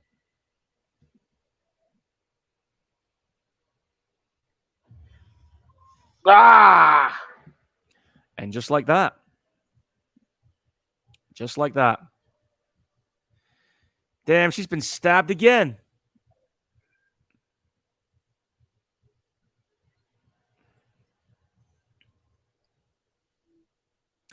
But did it so discreetly too. Like they don't have a clue what's going on. Well, that's New York for you.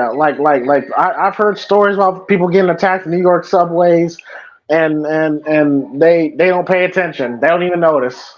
It's the same in London, dude. Yeah, there's a woman got stabbed and nobody's noticing. That's New York. They're just going about their business. They don't want to get involved. And I don't blame them, but still.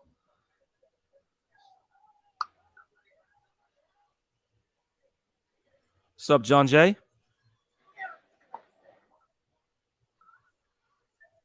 And Thomas?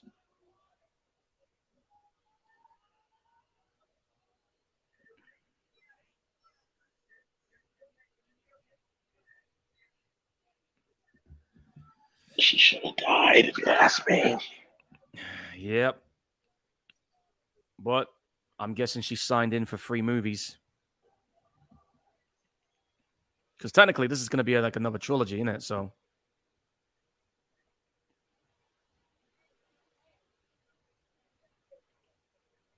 And here's the thing. When 7 does roll around, and if it does reach a conclusion, will they try and make another story out of it with number 8, or should we just leave it at that after 7? I say leave it alone. Yeah. But again, it all depends on how well this one does. Where are we at, John? We've just got past the subway train scene. So we're near the end for an act.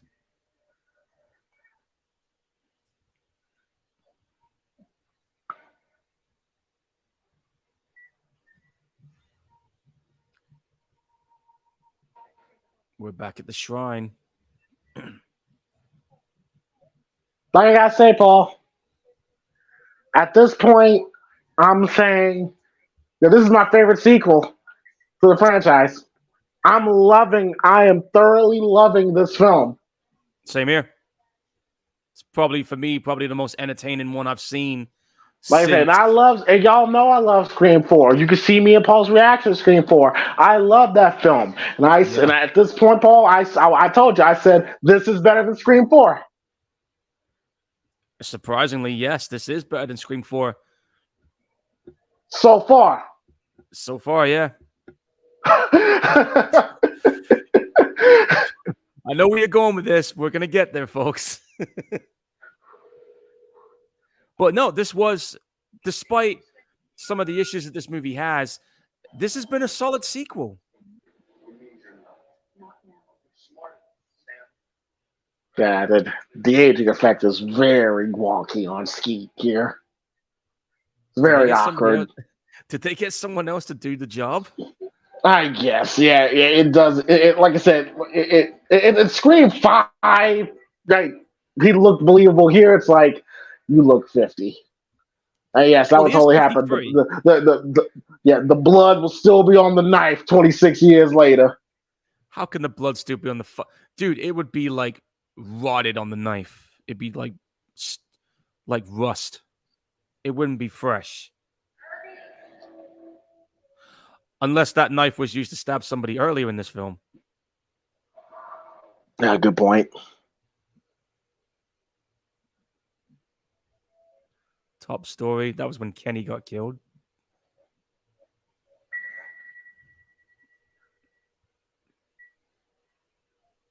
I just saw the football jock jacket there with the dude, that guy that got gutted in the first movie. Man, Paul. What? What? Man, I was like, y'all better not fucking do it. What, do the when they tried to insinuate that Kirby was the killer, I'm like, man, y'all better not do it. You know, it would have been shocking if they did it, but it would have divided the fan base if they did it. Man, I'm like, you want me to hate this film? Make Kirby the killer. Man, when they try to insinuate that, man, bro. I know. Fuck. What he said.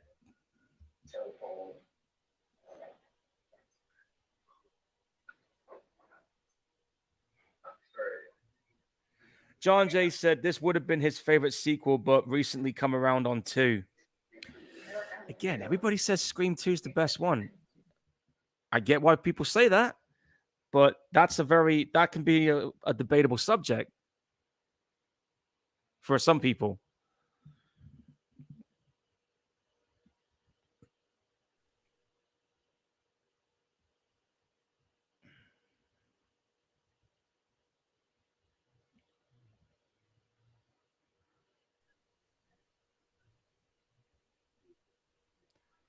Having a nice little character moment here. Oh, in the back! Shit! Oh. Well, Ortega's been stabbed again. She knows how that feels from the last movie. Nice kick. I swear, but I was scared to death at this point. I'm just like, if it's Kirby, because Kirby just now disappeared. I'm just like, yo, please don't be her. Dude, I can imagine what your reaction would have been, how you would have, what you would have told me about it if it went that way. Man, I was so scared, but oh my god, bro, man. Oh my god. Yeah, your world. I think the world would have ended if it turned out to be that way.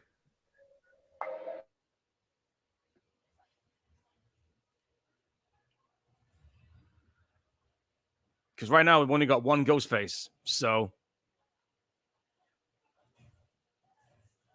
there goes that camera again.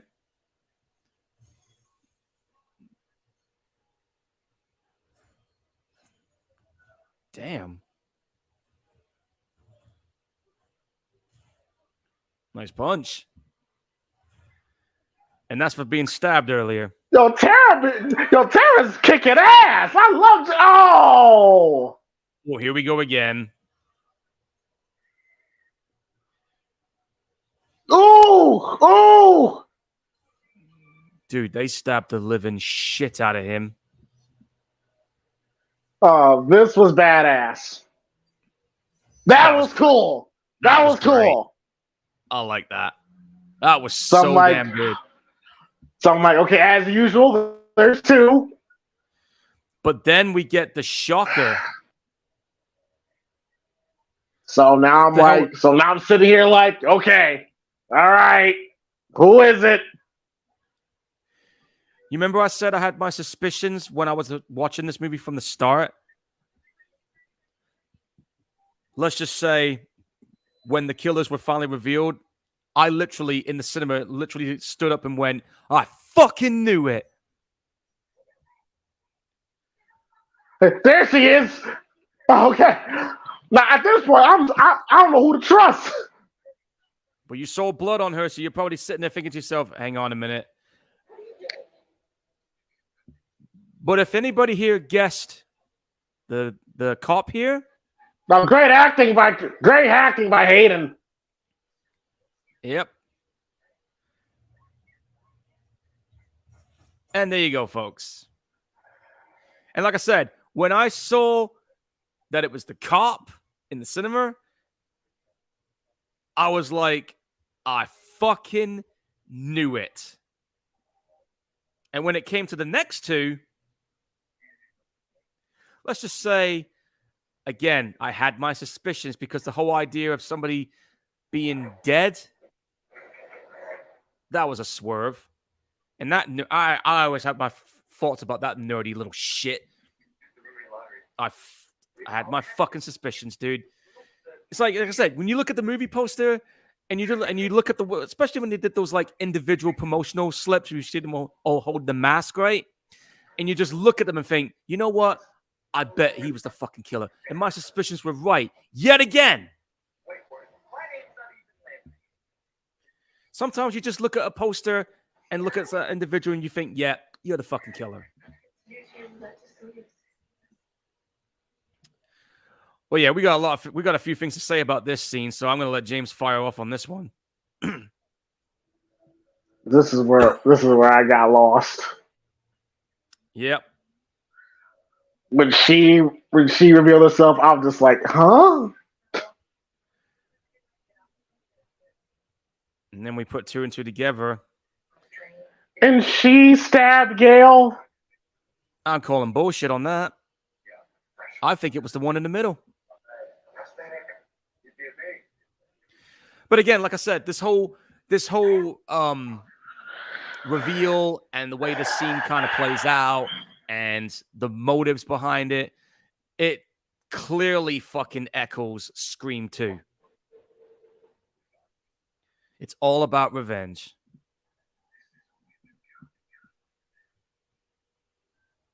Because for anyone who hasn't seen Scream 2, or for those who have, you all remember how that happened in Scream 2? Fucking Billy's mom. And it was all about revenge. You see a recurring theme here, ladies and gentlemen? Nigga, what the fuck are you doing? Good question.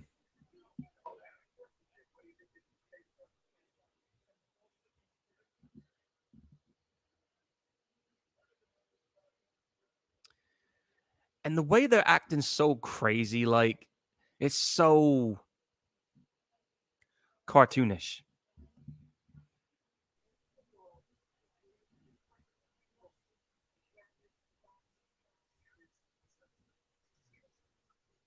I mean, look.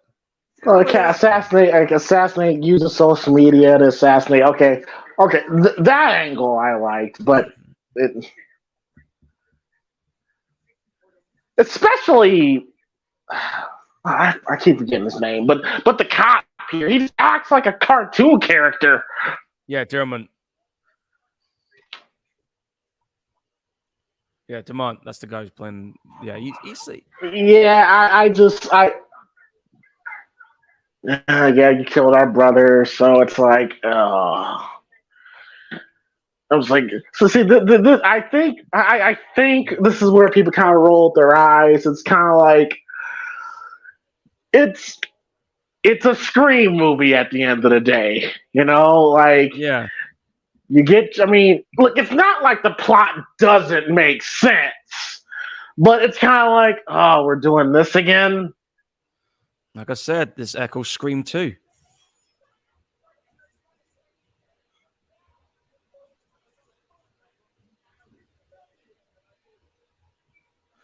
And actually, this is a fact.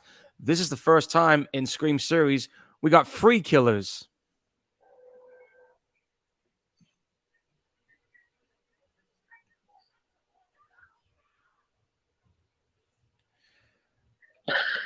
Yeah, this I was hoping my feelings would change, but it's still the same. It's like, oh, really? Like I said, it just got very campy here. Gets very campy, and I'm supposed to believe that Quinn here threw a 6'3", 230-pound black man through a fucking bookcase. Well, that's what they're trying to make you think, yeah. Yeah, just like how they had to try to tell me that Amber was the one that killed Dewey. Yeah, fuck out of here. I'm calling bullshit on that. I'm pretty sure the ghost face packing the shotgun, definitely this guy. That would make sense, yeah, because you would know he wouldn't know how to use a shotgun. Yeah. I think the one with the shaking ladder, definitely the son.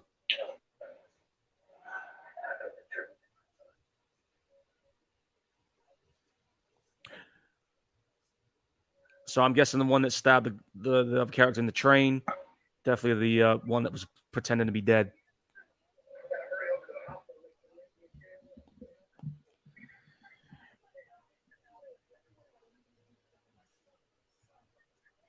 Everybody die, Sam! It's like, dude, pull it back. Jesus Christ.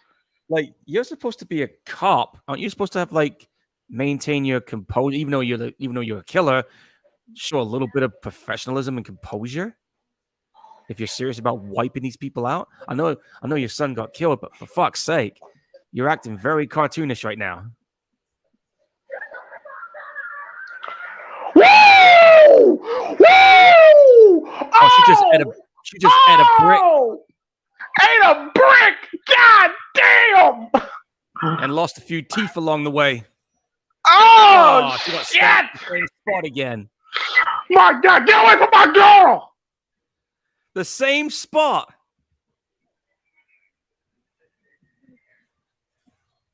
Fuck him up, Sam. Fuck him up. Yeah, she's a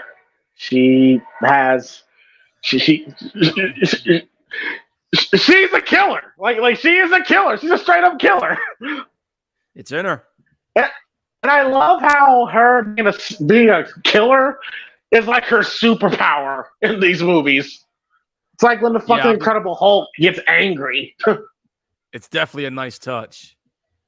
Definitely works. And she's using it for good. Exactly. So that's what I'm thinking when it comes to Scream 7. Is she actually... Look at him! Since when did he become the Joker? A nice little story coming full circle here, where she's like, "Let me go. You have to let me go. Trust me." Yep. And you're gonna have to, because you're gonna end up dead if you don't.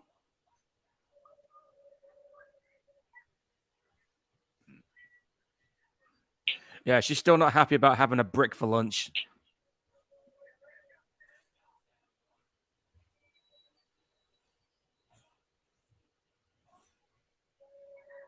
Remember on that trailer, she has that little smile when she was hanging like that? Yeah, she looks like Wednesday. Yeah. Yeah.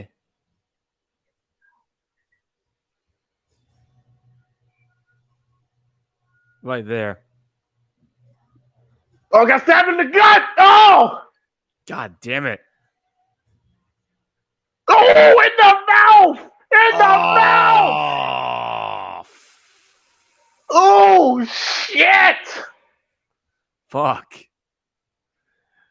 That's gonna hurt. Oh. Jesus. Ooh.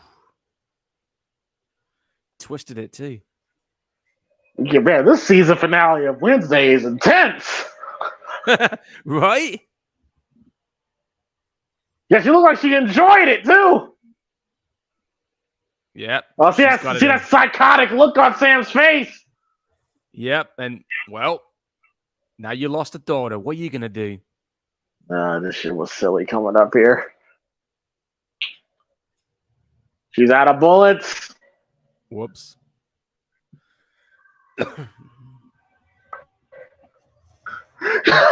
Look like they gave each other a hug. Like, that shit was so silly. Why'd he run at her with the gun in his hand? Like, nigga, you didn't run out of bullets.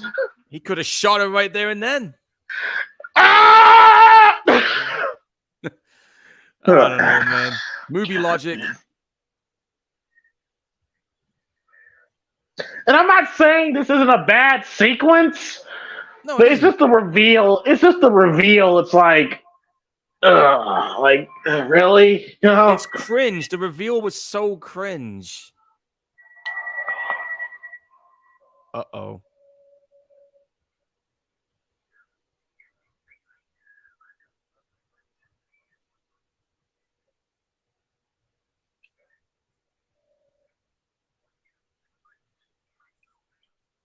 Uh-oh. Yeah, Roger Jackson's fantastic. And this, he outside of 4, where I said he's like, I kind of like, bro, like, how much coke did you take? But 5 and 6, he's fantastic. Yeah. And a lot of people are going to be going into the fucking morgue by the end of this. Don't. I see what you did, Paul. I was hoping you catch it. In the morgue! In the fucking morgue! I'm like, Roger, relax. Damn. Dude, I think he was just happy to be back on the franchise again. I understand that, but come on now. Like this, you're much more scarier when you're subtle. This is true. Uh-oh. Yep. This is where Sam fully embraces it. Like I said, the dark side is out. We all have it, and she's let it out. Jesus.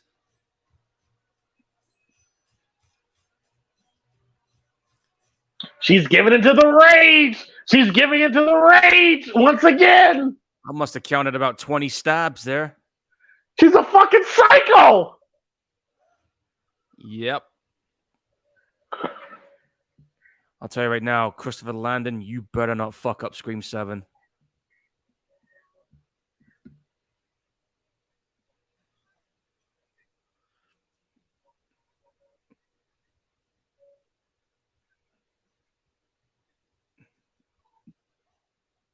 Yeah, he took it in the neck. So just gave her the okay. Yeah, she's like, just do it. Oh, shit. Oh, She's a very violent person. right in his damn eye. Ooh.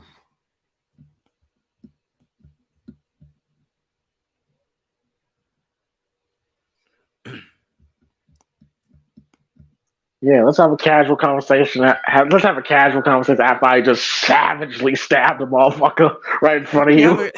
How can you have a casual conversation after you've done that? Yeah, Your big sister is a very impulsive, violent human being, but You're like, man, that was a bit excessive, isn't it? Yeah, well, at least I got the job done. Want to get some pizza? Yeah, sure. It's kind of like that. I like how the movie it comes back to these two here. Yeah. It was definitely the right way to go. Yeah, this is I will say after Scream 5, I said this movie should be Jenna's franchise. But after this, I can safely say this is both their franchise. Even though Jenna's the bigger star. Yeah, absolutely. She's the biggest star of this franchise right now. Without question. Dude, look at that cut on her arm. That is nasty. A lot of people in this movie are no-selling their injuries. Yeah, getting a tattoo on that spot's going to be a challenge. Yeah, I mean... Oh, well. Oh, my goodness. Okay. All right. TV head reference. Okay. Yeah. Okay. Like, get the fuck out of here. I'm just glad she survived, though. I hope she's in part 7. Wasn't the boyfriend this time. Yeah, where have you been? Just got to having a boxing match for my daughter. Oh yeah, that's right. Mindy and Gail are gonna be okay.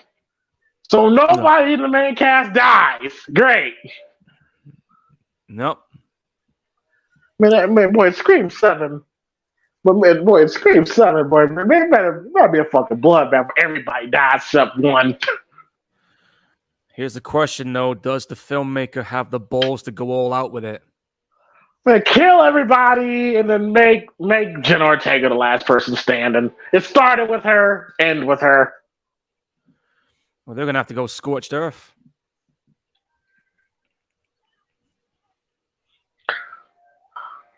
Bullshit! That's bullshit! That's still bullshit! You know how many times that guy He got stabbed? did not survive that! There's no way! This guy got stabbed worse than Dewey, for crying out loud. He did not... He did not survive. He did not survive that. Even if he did survive that, he's going to have a lot of health complications. How are you still running after being stabbed in the gut? You know what? Never mind. Fuck it. She's running after she got stabbed in the gut. You know what? Fuck it. Wait, you know what? Wait, I forgot. Wait. Quinn died, right? Yeah. Quinn's dead. So you know what that means? Your pussy! Hey, bring the camera, son. Bring the camera. All the young girls who want to make life with pussy, your pussy will perish with you in hell. May your pussy perish with you. May your smooth pussy, linear pussy, and tight pussy perish. Well, you heard it. And she just dropped the mask. Yep, she dropped the... Like, the franchise could end right here, in all honesty. It could. Leave it there. But it don't change at the collar. Oh, I'm sorry. Live. Screaming with my hands tied. And calling, but nobody comes. All right, listen to that song too fucking much. Yep. CG backdrop there yet again. I like that. And that is Scream 6. Ladies and gentlemen, let us know your thoughts in the comment section or in the chat. And Paul, the feelings I had about this film back in March, I still feel. Very entertaining film, very fast paced, very energetic film. Ghostface is definitely brutal. Took it up a notch from the 5th film. I enjoyed Melissa Beret and Jenna Ortega in this film. It's just that last 20 minutes that could have been better. If that last 20 minutes was better, this could have been the best Scream sequel in the franchise. But I still hold Scream 4 as the second best film in the franchise. But this was a good entry to the most consistent slasher franchise in horror. You know, in these past 6 films, you get what you get. You get what you get. It doesn't deviate from the formula. Stays true to what it is, and it's worked. Like, so far, Radio Silence has done a. I hate to bring this up, but they've done a better job here with the Scream films than David Gordon Green did with the Halloween films. You know what? That's something I can actually completely agree with here, because at least with these two that did this film, They kept the formula true to how it is. They didn't deviate. They didn't fuck it up. They gave us pretty much what we wanted, and they didn't piss us off like Halloween Ends did. But all in all, man, like Scream 6 was a solid entry to the series. Easily my favorite one since Scream 4. And all right, Ghostface was brutal as hell, violent. In the background. And Sorry. but no, it was such a good film. I mean, I liked how well paced this was. The suspense was great. You had your nice character moments, you had your great humor moments, and when it gets violent, dude, it got violent. Like Ghostface here was not fucking around. The shotgun stuff, the apartment scene, probably one of the best chase sequences in an apartment scene that I've seen in this series. And when it comes to like suspenseful moments, dude, that train sequence, hands down, probably the scariest moment in the series for me in a long time. As for the 20 minutes, I'm with James on this one. Like the characters, when you find out who they are and the way they act when you see who they are, it's so like it was almost cringe like, man, because the way they were acting, it was so like almost like a pantomime villain. You know, it's like, oh yes, he did, and all that kind of shit. But that aside, just a well-rounded, solid movie and a solid performance from everybody involved. As far as Courtney Cox goes, I mean, okay, she did good in this film, but was she needed in this one? Probably not. Hell no. Hell no. And should she have died in this one? Yeah, Yes. maybe she should have. She should have, absolutely. But again, because she has the producer's credit, you know, Teflon and all that stuff. So she'll probably end up in Scream 7. Is she needed? No. But we'll see how that goes. And as far as Scream 7 goes, I do have my reservations. I'm hoping the movie's going to be good. I'm hoping it'll up the ante with this one. But my concern is the film director, because for anyone who doesn't know, Radio Silence is not doing Scream 7. Although I did hear that the guys who wrote the screenplay for these recent movies, they're still writing it. So they're going to have some involvement in it. But given the filmmaker's track record, I mean, after all, he did Happy Death Day. Yes, he does have the elements to make a good Scream movie, but he has to go all out with the violence too, which is something I've yet to see him do in his movies. So hopefully he does that. But that's a different story for another day. Scream 6, solid entry. I enjoyed it. 8 out of 10. And I think what would have made this now, and I think I figured it out why some fans kind of roll their eyes in the reveals. Because, Paul, if you really watch from Scream 1 all the way to Scream 6, after each film, story can end. Exactly. Like, it doesn't have a cliffhanger ending like the first Halloween did. It doesn't really give you like any reason to make a sequel film. Like the franchise could have just had one Scream movie and that is it. Yeah. And the one thing I guess I was kind of hoping with this was one of the ideas I had in this one was what if we never got a reveal? What if we had a Scream film where we didn't get a reveal, we don't know who it was, and we have to find out in the next movie to figure that out? You know, I wish they did do or that. you know, I think would have been a dope ending. What would it? Because like I said, when like the franchise could end right there because Sam made a choice. She made a choice there. When, you know, she kind of looked at the mask and she started to twitch a little bit, and you could tell she was starting to give in. But if she drops the mask, that was her. That could be her arc right there. That she's leaving her past behind and she's walking into the sunset with her sister. Yeah, that could be it right there. Yeah, exactly. You could have. There's really no reason. There's really no reason to make a Scream 7.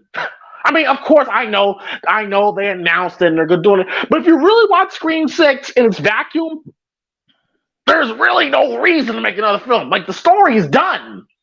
Yeah, you can't go any further. But how are you going to make it go further now? That's the question, because the people that were involved in these two movies, they're dead and gone. So who would have a reason to go after them this time? Who is it? Well,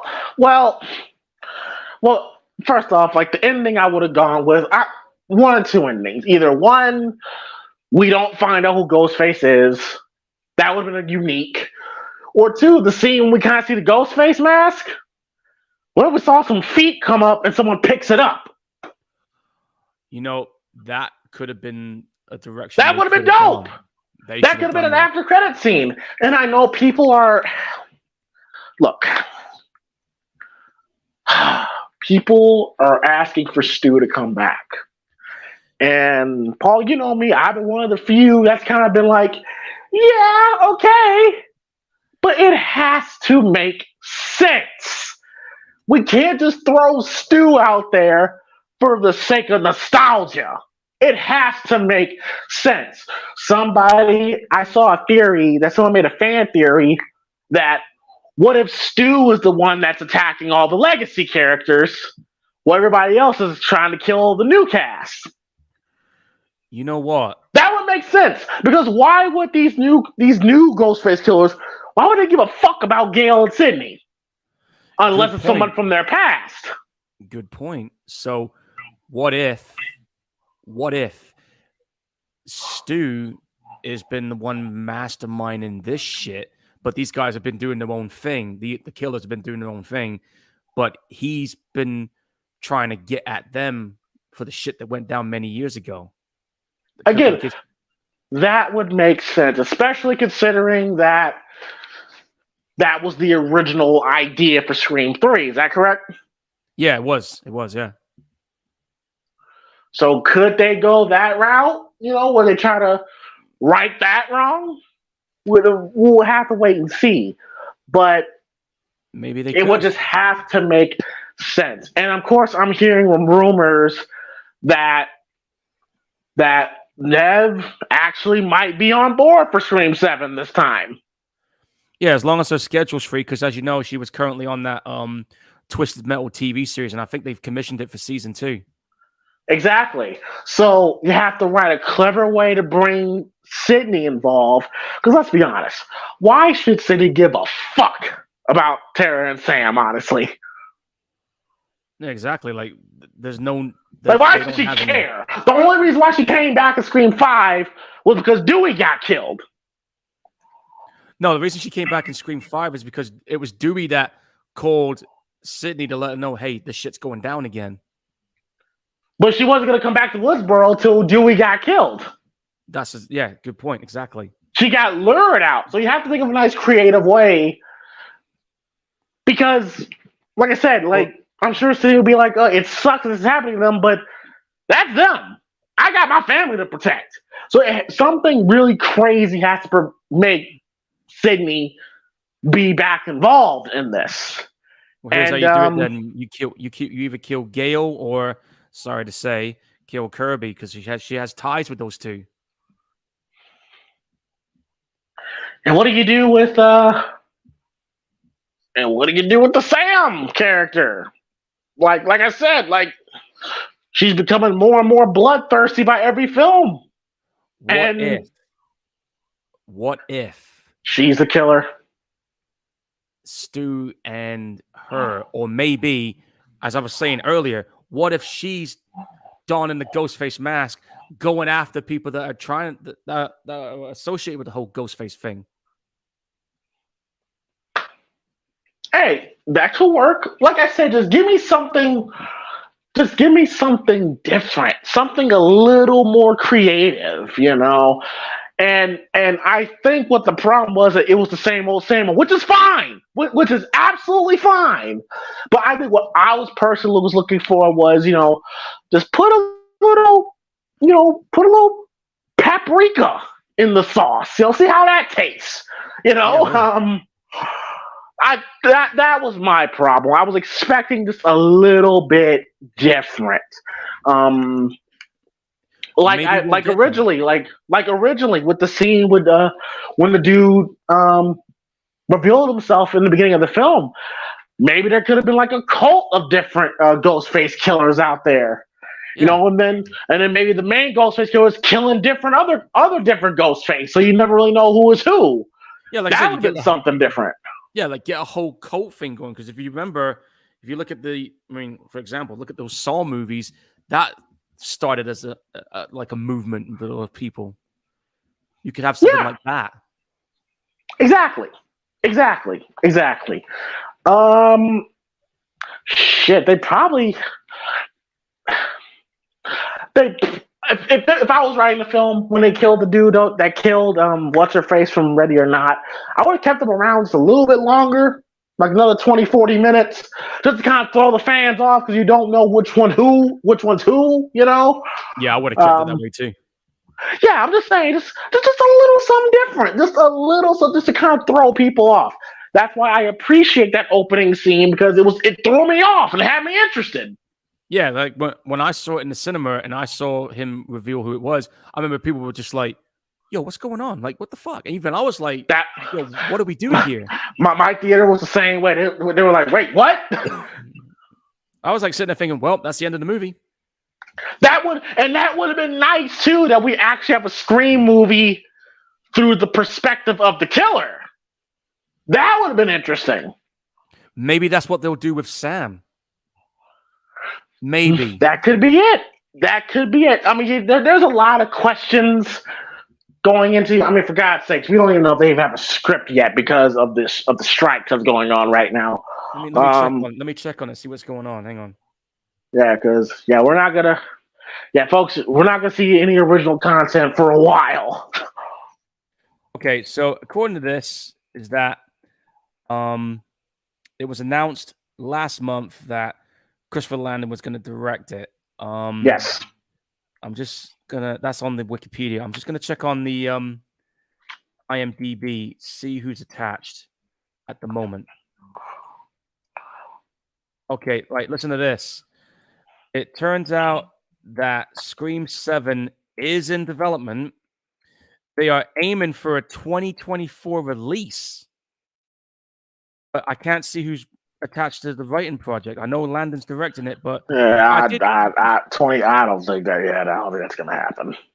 Well, it all depends, because I know that as far as the strike goes, I know that indie films and some of the TV shows have been greenlit to still carry on filming despite what's going on. And I heard there was like negotiation stuff's happening, but everything's a fucking stalemate at the moment. So until these studios meet the writers and actors halfway, then, nothing's going to change. I mean, like, here I am still sitting here with my thumb up my ass, still waiting to see what's going on there, because I don't know if I'm going to be able to get something going with what's going on right now. So everything for actors and writers and people trying to get their start like me, it's up in the air right now. Yeah, it sucks. It sucks what's going on with that whole situation. It's amazing how sometimes grown adults can't sit down and have a civil conversation. Exactly. AI strikes, Young Buck, CM Punk. You know the deal. Oh, dude, don't get me started on the whole CM Punk thing. You know how I feel about that. Yeah, I know, and this ain't the channel for it. Let's just say, Paul's mentality is fuck the elite as a group, staff, and as a motherfucking crew. Yeah, fuck them. Yeah, they got that man fired. Bullshit. Like I said, Tony Khan needs to get his balls out of their purses, fucking man up, and start being a boss instead of being a fucking bestie. And I'm not faced with that shit. Yeah, Paul's not happy about Punk's firing. But yeah, so T85 says Scream 6 is decent. Scream 7 with Stu, maybe. Like I said, it would just have to make sense. What? it could go that way with Stu. As long, like you said, as long as it makes sense and it's a justifiable reason, I'll be down for it. Because you're gonna have to explain how Stu has been not found and been under the radar for 26 years. And first of all, how the hell are you still alive from having a TV dropped on your head? Exactly. Like, you're gonna have to be really creative about how Stu Macher, who was one half of two of the most brutal, like serial killers under the radar since '96. You're gonna have to explain that. Like, keep in mind, this ain't the same horror fans from the '80s where we could just let shit slide. You know, at least for some good and some very bad. Horror movie watchers are a lot smarter now. Yep. So you just have to connect those dots, and I don't know if they can be able to do that. That's one long stretch there. Because where was he for Scream 2? Where was he for Scream 3? Where was he for Scream 4? You know? Like, where the hell is he at? Exactly. That's why I think the Stu thing is not going to happen, because it's too. It's too many potentials for plot holes there. Yeah, it's like there's a lot of plot holes, and you're gonna have to find one that A is justifiable and B is realistic enough for us to be like, okay, that explains it. Yes, exactly. T85 also says Scream 6 is the highest grossing U.S. domestic film in the franchise, with over $108 million in the U.S. Yes, exactly. These films have been a success. Yeah, I mean, these films have been a massive success. It was a #1 movie in the UK for about 3 weeks. It has. So these movies have definitely made the movie studios happy, for sure. Think about this too. When the 7th movie comes, if you add all the box office grosses from all 6 movies, the next movie will put it as a $1 billion franchise. And the only other horror movie I know that has made $1 billion in the franchise is the Saw franchise. That indeed. T85 also says, Stu did have a TV smash on his head, so he had to be creative, making sense of it. Exactly. Like, you mean to tell me that Jack Harlow could not survive having a TV thrown on his head by little ass Kirby, but Stu can survive and live 26 years after? Like, come on, the fractured skull, head trauma, brain trauma, the glass shrapnels going in your face, and everything else. Exactly. Exactly. That's like, you gotta kind of pump the brakes with the Stu thing. I get it. We all love Matthew Lillard. We all love him. Everybody loves Matthew Lillard. And to be honest with you, technically, he has been in the other Scream movies. For anyone who doesn't know this, I don't count that. I know, but I'm just saying. Let me just put it out there. He had a very blink you miss it cameo in Scream 2 during the party scene. And if you remember the Scream 5 and you had those like spoof movies Stab and you had that ghost face with the fucking flamethrower, who do you think that was? That was Matthew Lillard, yes. Yep. Okay, yeah, cute little cameos. Okay. Pretty much. Man, it would be an interesting dynamic, Stu coming back, and you have Sam who sees visions of her father, and that whole dynamic. Like the destination, the destination sounds fantastic, but how to get there is the really tricky part. Exactly. So yes, I think John Day says I still thought the movie was pretty good. Like I said, I can say this is probably my third favorite film of the franchise for sure. I'm just gonna check on something as well. Hang on. I've been keeping an eye on the view counts for certain things, and I'm gonna see if it's done it. You know what I'm talking about here, folks. Oh shit. Watch this. Let's see. Yep, that's it. Night Comes for Us just hit 10,000. Officially 10,000. Thank you. That is awesome. That is definitely awesome.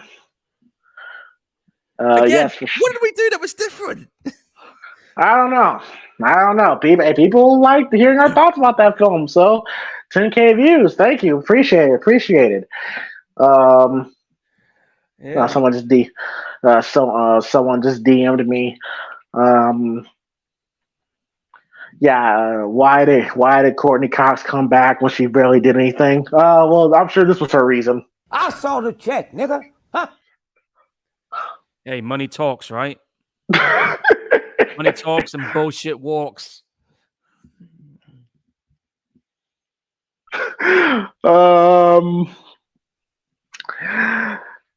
Oh wait, James, do you still have that video of Hayden dancing? I'm like, yeah.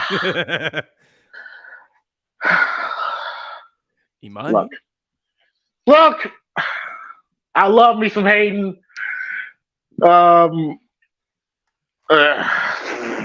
Fuck. At least you didn't do this dumb shit in the movie. Oh, okay. That's it. Come on. Yeah. There you go. I ain't tripping. No, y'all. Hey, you better get your girl, man. All right, there you go. All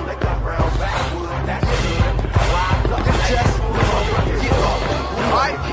That's right. Mike.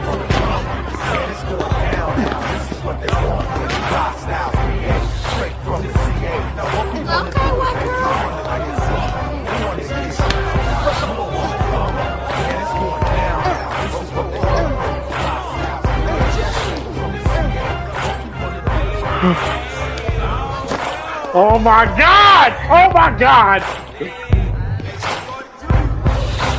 She looks good too, but shit! Why do we let him get away with this? We black people, we let them get away with this. This is our fault. This is our fault. I blame us for this shit. This is our fault. How that movie ended up getting 5 franchise movies, I will never know. This is our fault. I blame us. We allowed that shit to happen. God damn, we let people get too comfortable. There you go. Hey, you're lucky though. I can't dance to save my life, so you're good. Neither can Hayden, but oh man, like yeah, exactly. When I saw Hayden dance, I was like,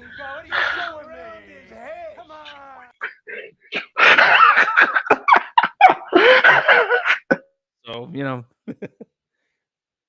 that was good. Yeah, but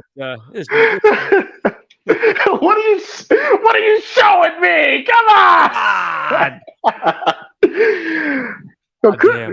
Colin Farrell was the MVP. Well, probably the MVP of the Batman film, but his performance was so underrated. His turn as the Penguin Man was awesome. But hell, so was that guy that played the Riddler. He was fucking good in that too. T85 backup says the mother of Sam and her sister has yet to show her face, which could be a reveal in 7. Wait. The mother of Sam and her sister has yet to show her face. Yeah, that's right. We haven't seen her mom yet. The one that Billy hung out with. Oh, that's a possibility. That could happen. That's a possibility, but again, it would just have to make sense because there's the fan theory in the first film when Randy sees Billy in the video store. She's talking to another woman, which is presumed to be Sam's mother. So so Billy was cheating on Sydney, eh? Yep. Well, they got a year to try and figure it out. A year or maybe 2. You never know with these fucking things. Yeah, true. But yeah, so we're gonna go ahead and get on out of here. But before we do that, damn it, next Friday, Paul. Yeah. I will not be able to do a Gorehound show because I will be out on the road. Oh, and I hate to bear bad news too, but the next Friday after that, I'm gonna be in Germany. Okay, all right. That's fine. That's fine. I could do that next Saturday. Yeah, next Saturday I can do because I'm just letting you guys know from the 20th to the 25th, I'm going to be at that carnival event in Germany. James knows the kind of costume I'm going to be donning on that day. Yep. Going to be some fun there. But we can go ahead and All say our right. picks. Yeah. Yep. So next Saturday, which is the possibility for episode 68 of the Primetime Gorehounds, will be the original Amityville Horror. Nice. I've managed to find one on Amazon Prime, so I'm going to rent that when it happens. Nice. Right then. Well, for my pick, officially this is my pick. Unofficially, this is a pick that my mum suggested because this is one of her favorite movies. So I'm going to set the table up for you if you haven't seen it. This movie came out in 1986. It was written by Clive Barker. This is actually a precursor to Hellraiser. Actually, it came out before Hellraiser as well. And some consider this movie a cult classic. And it's a pretty fucking out there 80s horror. So, my next pick, folks, Rawhead Rex. Rawhead Rex. That name sounds very familiar. Mm-hmm. If you look at my Support Indie Horror Facebook group, I have my picture banner is an image from that film. Okay. Interesting. Okay. All right. Definitely looking forward to that. For sure. Yeah. All right, folks, that will do it for episode 67 of the Primetime Gorehounds of watching Scream 6. Please hit that like and subscribe button. And of course, if you want to tell us your thoughts on Scream 6 in the comment section. Did you like it? I think the good majority of Scream fans enjoyed Scream 6. Right? Yeah, Like that was like one of them the too. overall consensus that fans were happy with Scream 6? Yeah, and a lot of people say it was a really good film. I know there's been a few people I've seen in Facebook horror groups saying, "Oh, it's the worst one. These last two movies are shit." Nah, dude, these were actually pretty solid. But the general consensus is it's a solid entry, and the critics' reviews and the fan reviews and the box office numbers don't lie. Okay. So yeah, good majority of Scream fans are happy with this entry. They've been happy with what Radio Science has done. So yes, let us know what you guys thought. Did you like it? Did you fucking hate this film? Let us know your guys' thoughts in the comment section. And sure, hit the like and subscribe button.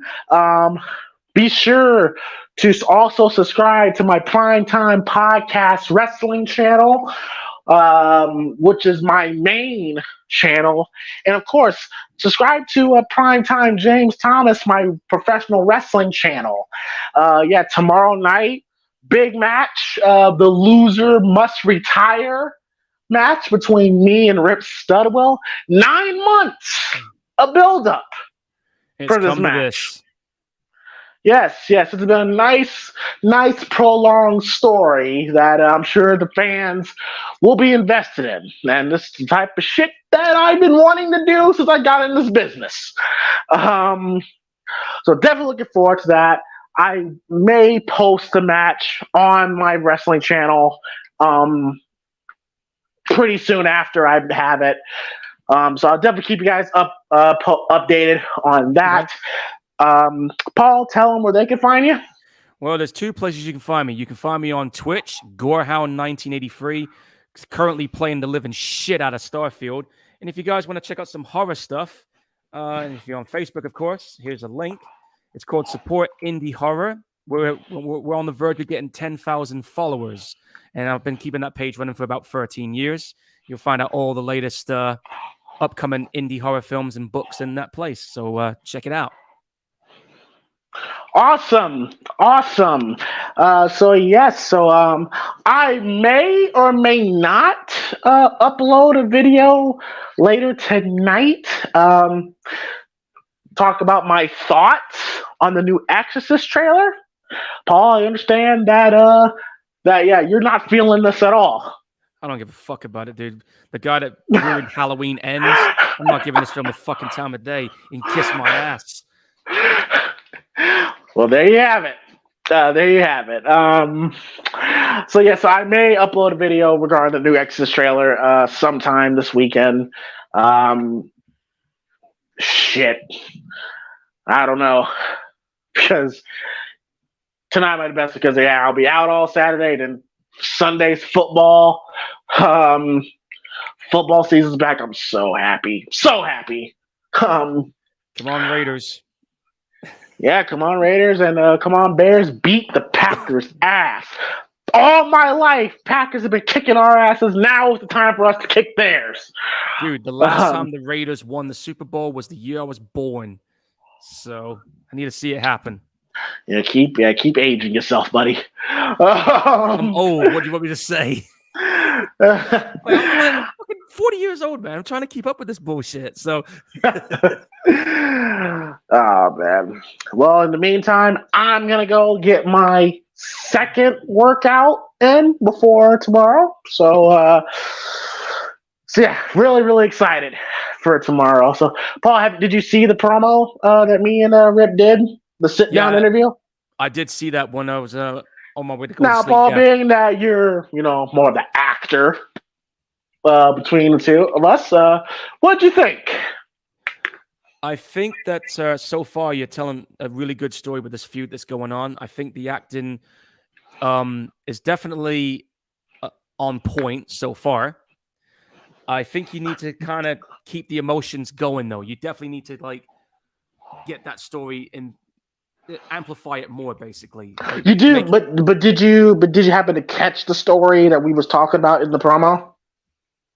Well, like I said, I've been trying to keep as best I can, but I can tell that the build-up has led to this situation where you guys were a tag team for a while, and then shit got sour, which ultimately ended up with you guys feuding, and now it's literally this is my interpretation.